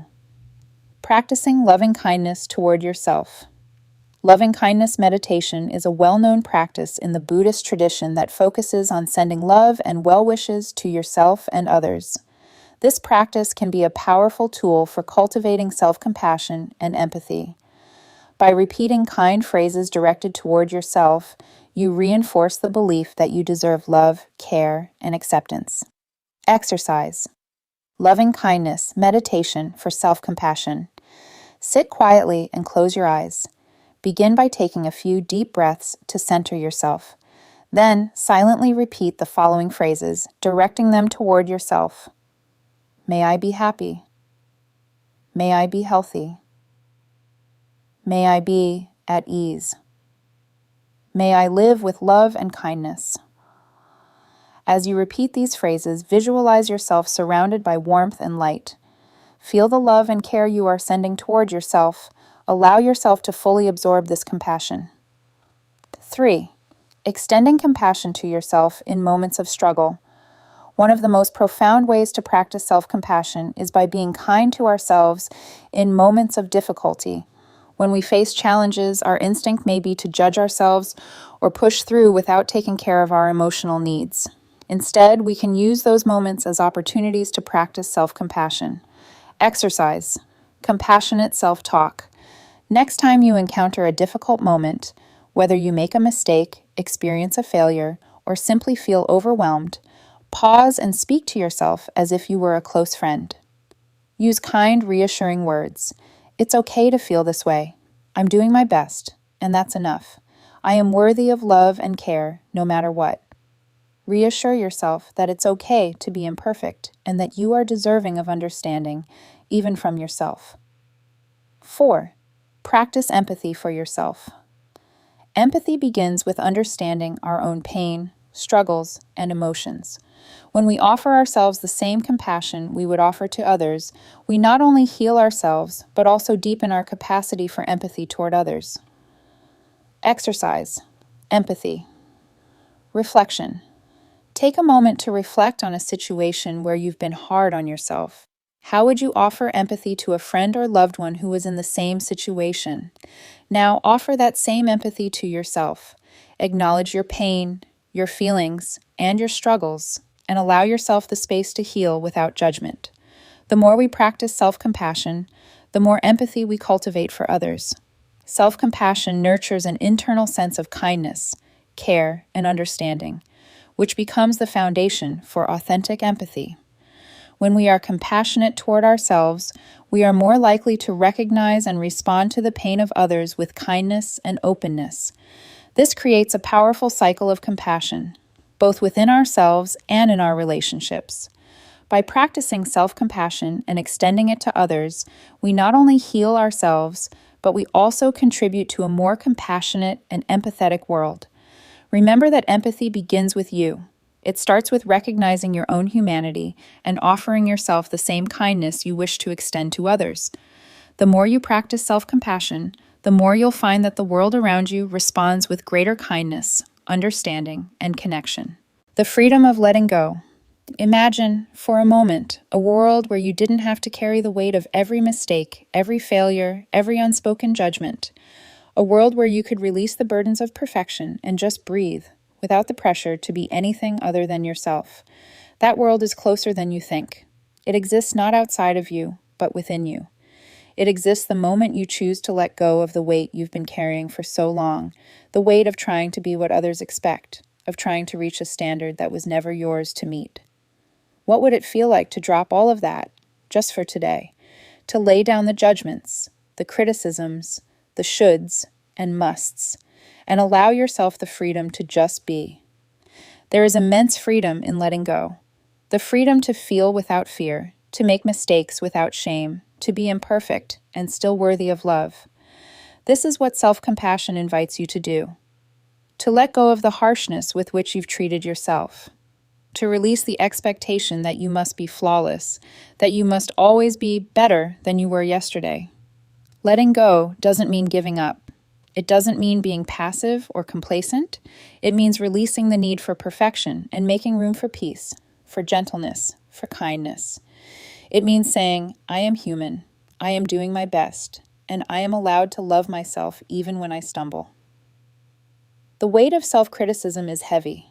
It drains your energy, your joy, and your ability to see the beauty in the present moment.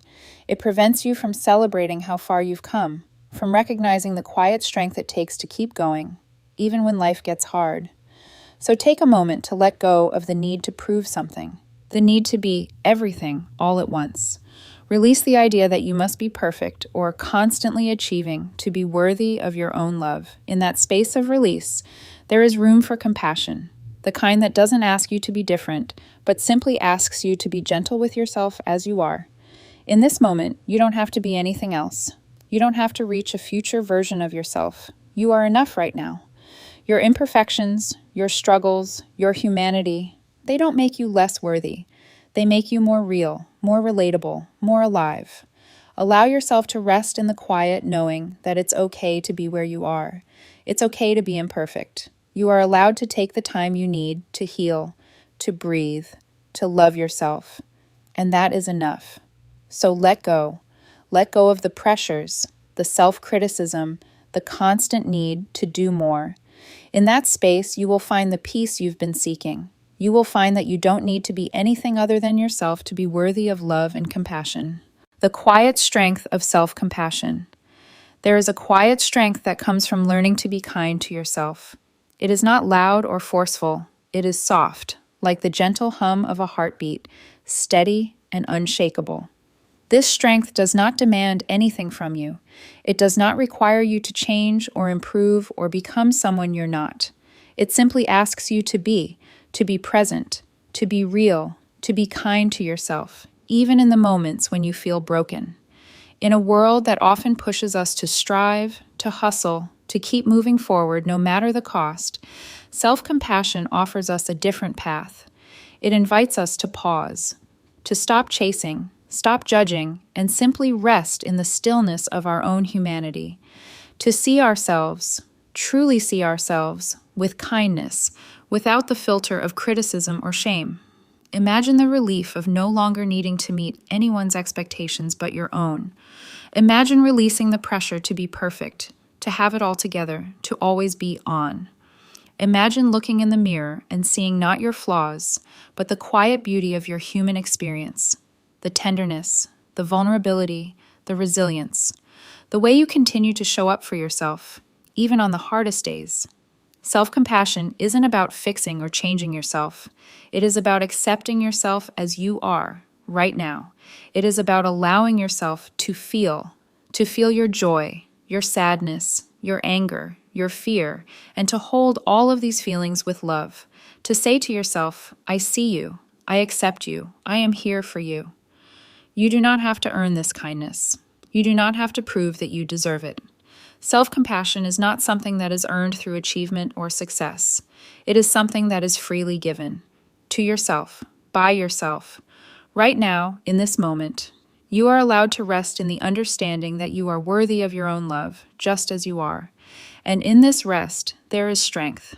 A strength that doesn't come from pushing or forcing, but from accepting yourself fully and completely, in your light and in your shadow.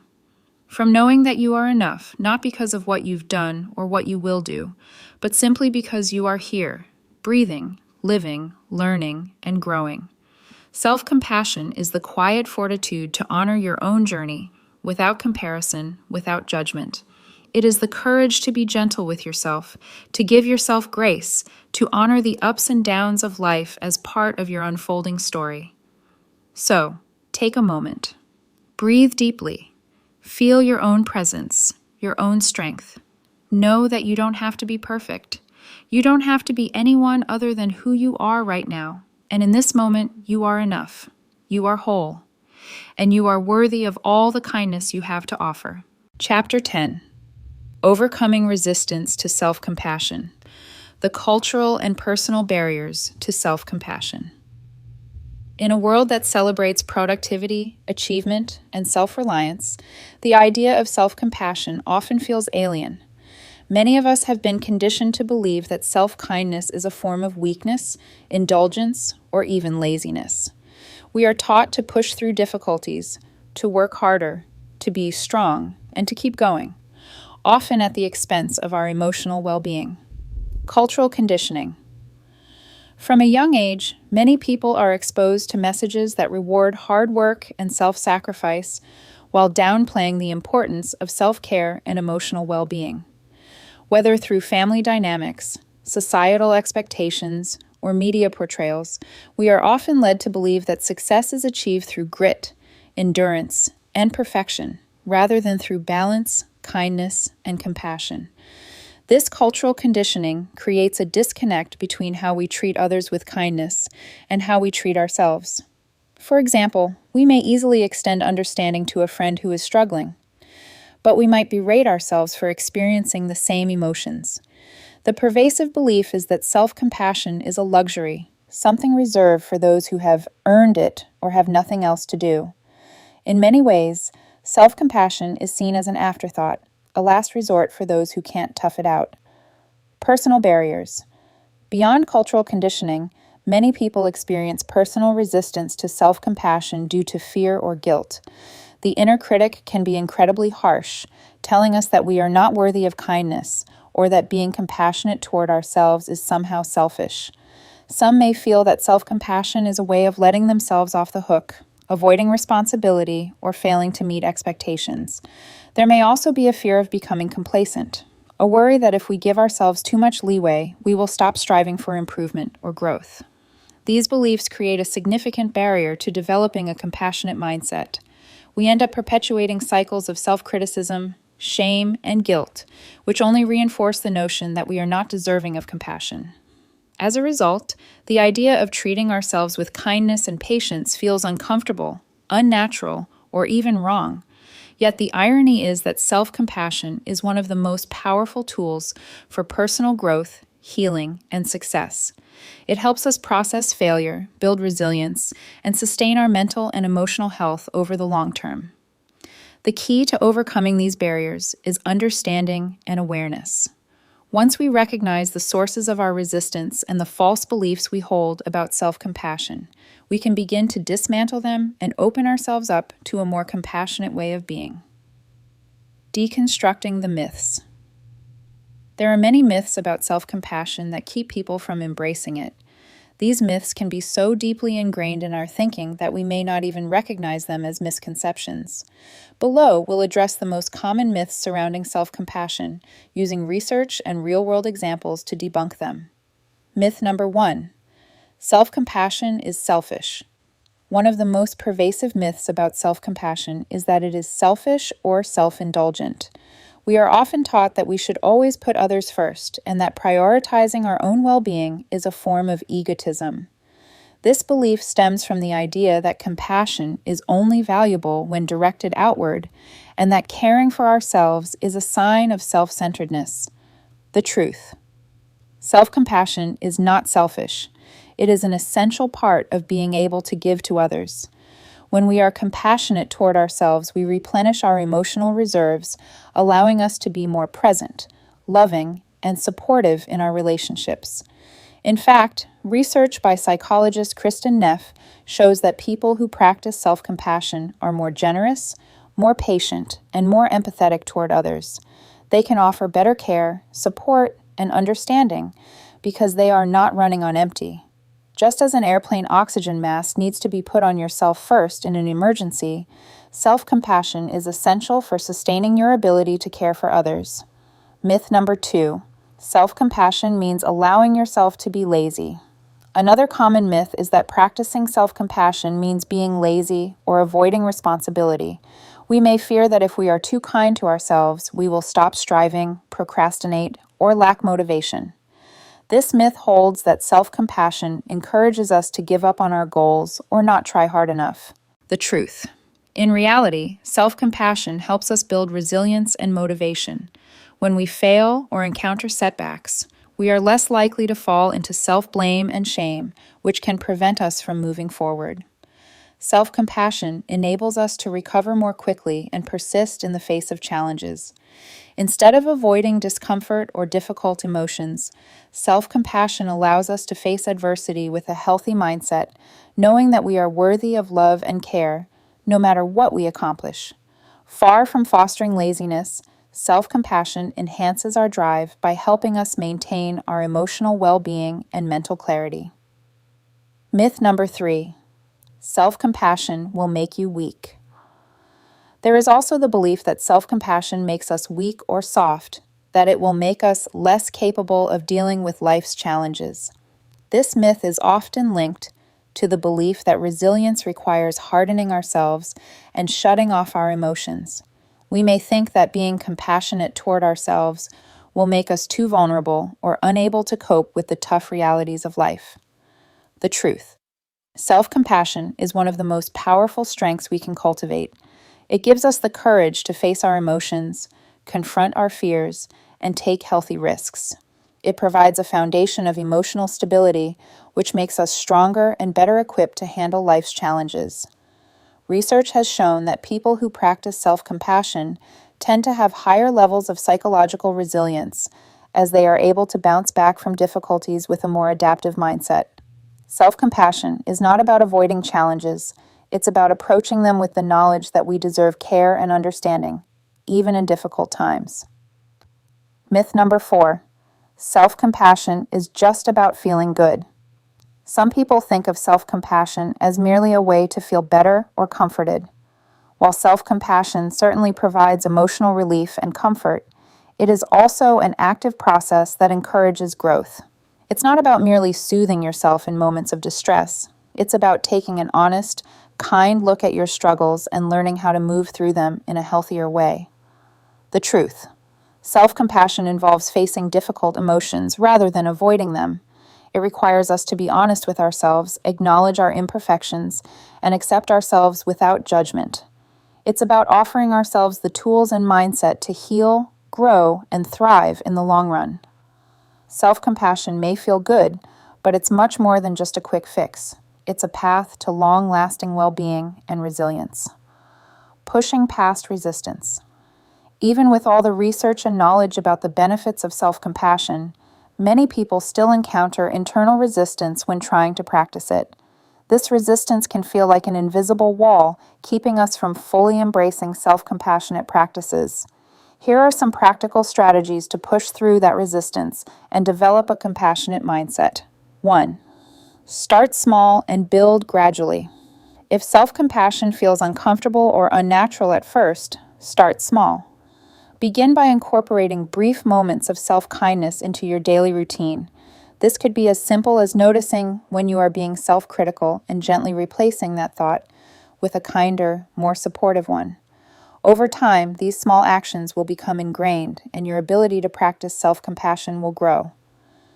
2. Challenge your inner critic. Our internal resistance often stems from the inner critic, that harsh voice that tells us we don't deserve compassion. One way to challenge this critic is to question its validity.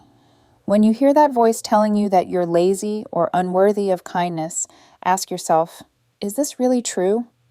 What would I say to a friend who was thinking this way? By questioning the legitimacy of these self-critical thoughts, you can begin to weaken their power. 3. Cultivate mindfulness. Mindfulness is an essential tool in overcoming resistance to self-compassion. By practicing mindfulness, you become more aware of your thoughts, emotions, and physical sensations without judgment. This awareness allows you to notice when you are resisting self-compassion and make a conscious choice to respond with kindness instead. 4. Reframe self-compassion as a necessity, not a luxury. Finally, reframe self-compassion not as something optional, but as a necessity for your well-being. When you make self-compassion a priority in your life, you create the emotional space needed for healing, growth, and resilience. It's not something to be done if you have time. It's essential for maintaining a balanced, healthy life. Resistance to self-compassion is natural, especially in a world that often values productivity and perfection over emotional well-being.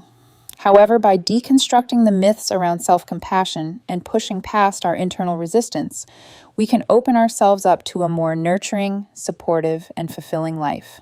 Chapter 11. How to make self-compassion a daily practice, turning self-compassion into a lifestyle.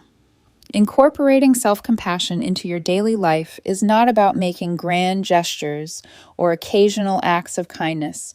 It's about creating a consistent and sustainable practice that becomes a natural part of how you approach yourself and the world. When we make self-compassion a daily habit, we begin to shift our internal narrative from self-criticism and judgment to acceptance, understanding, and love. This shift creates lasting change, not just in how we treat ourselves, but in how we interact with others and approach life's challenges. Too often, we reserve self-compassion for moments of crisis or after we've been harshly self-critical. But true self-compassion is about ongoing care and attention to our well-being. It's about building a lifestyle that nurtures your mind, body, and soul with consistent acts of kindness. When you make self-compassion a part of your everyday routine, it becomes an internal resource you can lean on, whether you're facing a difficult task, struggling with self-doubt, or simply trying to navigate the chaos of everyday life. Self-compassion is not a luxury or an afterthought. It is a necessary foundation for mental, emotional, and even physical well-being. By consciously integrating self-compassion into your daily life, you lay the groundwork for greater resilience, deeper self-love, and a healthier, more balanced life. Building rituals of self-compassion. Rituals are powerful because they help us anchor positive practices into our daily routines. When you create regular, intentional rituals of self-compassion, you ensure that your well-being becomes a priority. These rituals don't have to be time-consuming or complex. Small, simple acts can make a profound difference in how you feel about yourself and your life. Here are a few rituals that can easily be incorporated into your daily routine. 1. Gratitude journaling. Gratitude journaling is a simple yet powerful ritual that can help you shift your focus from what's lacking or wrong in your life to what's abundant and right. Practicing gratitude helps to cultivate a positive mindset and fosters a sense of appreciation for the present moment. It also strengthens self-compassion as it encourages you to recognize and be thankful for your own efforts, growth, and strengths. Exercise. Daily gratitude practice. Set aside a few minutes each morning or evening to write down 3 things you're grateful for. These can be big or small, anything from a moment of kindness to an accomplishment, or even the simple joy of a cup of coffee. The key is to make gratitude a regular practice, so it becomes an ongoing habit that reminds you to appreciate your life and yourself. 2. Daily affirmations. Affirmations are statements of truth that can help shift your mindset, strengthen your self-worth, and counter negative self-talk. By repeating affirmations daily, you reinforce a positive internal dialogue and remind yourself of your value and capability. Exercise. Self-compassionate affirmations. Start each day by looking in the mirror and speaking a kind affirmation to yourself. Some examples. I am worthy of love and care. I am doing the best I can, and that is enough. I am proud of who I am and how far I've come. I treat myself with the same kindness I offer to others. Speak these affirmations with intention, believing in their truth. Over time, they will become internalized and will help you counter the inner critic that may try to tell you otherwise. 3.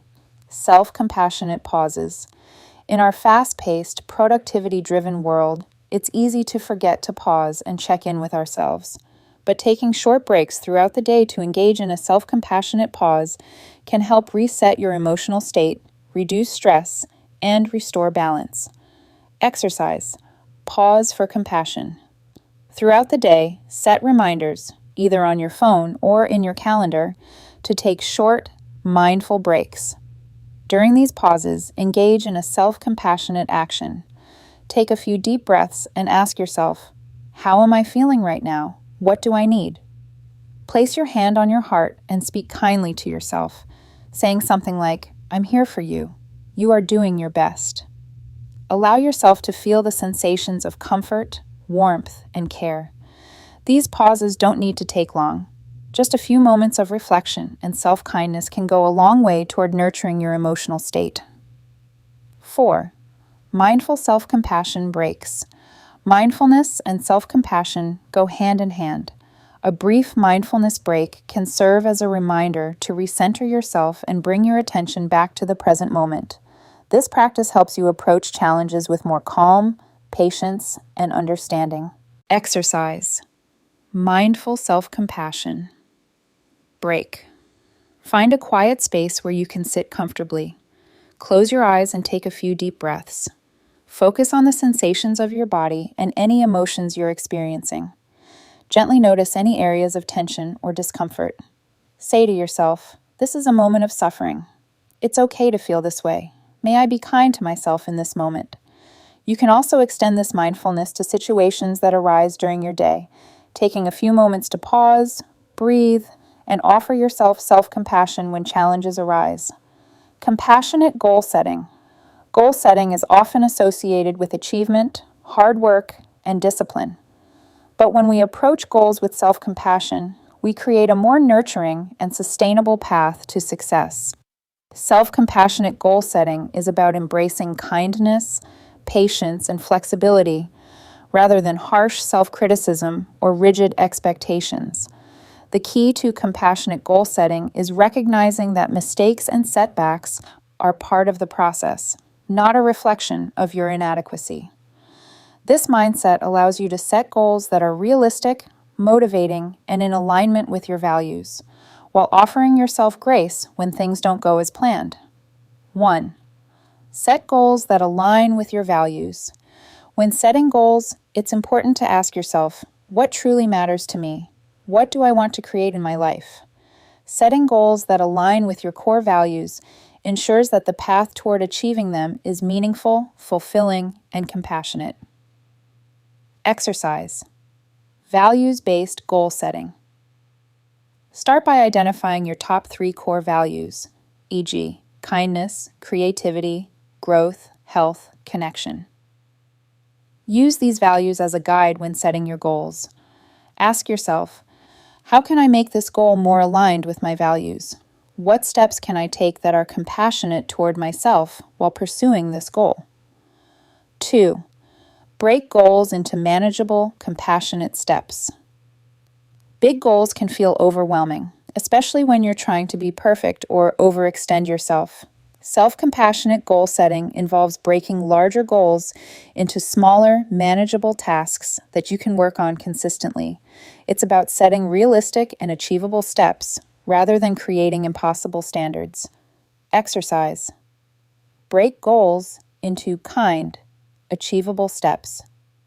If you have a large goal, e.g., writing a book, losing weight, or starting a new project, break it down into smaller, actionable tasks. Each step should feel gentle and achievable, something you can do without overwhelming yourself. For example, if your goal is to write a book, start by setting aside 15 minutes each day to write, rather than committing to an entire chapter at once. Celebrate each small win along the way, reminding yourself that progress is what truly matters, not perfection. 3. Practice self-kindness with setbacks. It's inevitable that we will face obstacles and setbacks along the way, and when we do, it's easy to fall into a self-critical mindset. However, self-compassion encourages us to see setbacks as learning opportunities, not as signs of failure. Exercise. Responding to setbacks with compassion. When you face a setback, rather than berating yourself, pause and acknowledge the difficulty. Say to yourself, it's okay to make mistakes. I'm learning and growing from this experience. Reflect on what you can do differently in the future without judgment. Treat yourself with the same patience you would offer a friend in a similar situation. Incorporating self-compassion into your daily life is a transformative process that creates lasting change. By building rituals of self-compassion and setting goals with kindness, you create a lifestyle that supports your emotional and mental well-being. Self-compassion is not just a one-time practice. It is a way of living, a mindset that fosters healing, growth, and resilience. The more you practice, the more natural it becomes, and the more you will see its positive effects on your life. Chapter 12. Living a Life of Compassion. The lifelong journey of self-compassion. Self-compassion is not a destination. It's a journey. A journey that unfolds over time, one small step at a time. It is not something that can be achieved overnight or through a single act of kindness. Instead, it's a lifelong practice, deeply woven into the fabric of who we are. Just as we don't expect to be perfectly kind to others all the time, we don't expect to be perfect in how we show kindness to ourselves. Self-compassion is a dynamic, evolving process, shaped by our growth, our challenges, and our experiences. The road to self-compassion isn't always smooth. There will be days when the inner critic is loud, when our old patterns of self-judgment, guilt, or shame resurface, and when practicing self-compassion feels like the hardest thing in the world. But that's when it's needed the most, during the hard days, the imperfect days, the messy days. Those are the moments when self-compassion can be the most transformative, helping us to navigate life's difficulties with greater ease and understanding. In fact, imperfection is a key part of the process. The moments of struggle, failure, and vulnerability are the very ones that allow us to practice self-compassion. It's easy to be compassionate when things are going well, but the real challenge and the real opportunity for growth comes when we meet ourselves with kindness during our weakest moments. These moments are not obstacles to our journey. They are the stepping stones that shape our ability to truly love and care for ourselves. Self-compassion isn't about trying to fix everything at once or setting impossible standards. It's about acknowledging where you are, with kindness and understanding, and taking small, consistent actions to show up for yourself each day. Over time, these small actions compound, creating lasting change in how you view yourself and the world around you. Remember that the journey is ongoing, and growth takes time. There is no endpoint where you've arrived at perfect self-compassion. Instead, it's a continual process of healing, learning, and growing into the best version of yourself, one that is rooted in kindness, patience, and acceptance. As you close this book and take the next steps on your journey, remember that self-compassion is not a destination, but a practice. There will be times when you'll forget to be kind to yourself, when you'll fall back into old habits of self-criticism, or when life gets overwhelming. And when those moments happen, and they will, remember that it's okay. You don't have to be perfect to be compassionate with yourself. Self-compassion is not about eliminating negative emotions or pretending that everything is always okay. It's about acknowledging your imperfections, your flaws, and your struggles, and meeting them with kindness rather than judgment. It's about offering yourself a warm embrace during moments of vulnerability and trusting that you are worthy of love no matter what. On the days when self-compassion feels hard, when your inner critic is loud, when your past wounds resurface, or when life doesn't go as planned, remind yourself of this truth. You are human. You are allowed to feel, to struggle, and to fail. You are allowed to give yourself permission to be imperfect. In fact, your imperfections are part of what makes you beautifully human. Continue practicing self-compassion every day, on the easy days and the difficult days. Be patient with yourself, knowing that every step you take toward kindness is one step closer to healing. Remember that progress is not linear. There will be days of progress and days when it feels like you've taken a step back. That's all part of the process. Be gentle with yourself. Your journey of self-compassion is yours alone, but you are not alone in it. Every person who practices self-compassion is contributing to a larger collective shift, a shift toward greater kindness, acceptance, and understanding in the world. As you continue to grow in your self-compassion, know that you are healing not only yourself, but also those around you. Your kindness has a ripple effect that can touch others and create a more compassionate world for all. In the end, self-compassion is about embracing your own humanity and allowing yourself to be fully present with your experiences, whether they are joyful, painful, or anything in between. It's about showing up for yourself with the same love, care, and understanding that you would show to someone you deeply care about. And as you make self-compassion a consistent practice in your life, you'll find that it becomes easier, more natural, and more integrated into everything you do. So as you move forward, remember to be kind to yourself.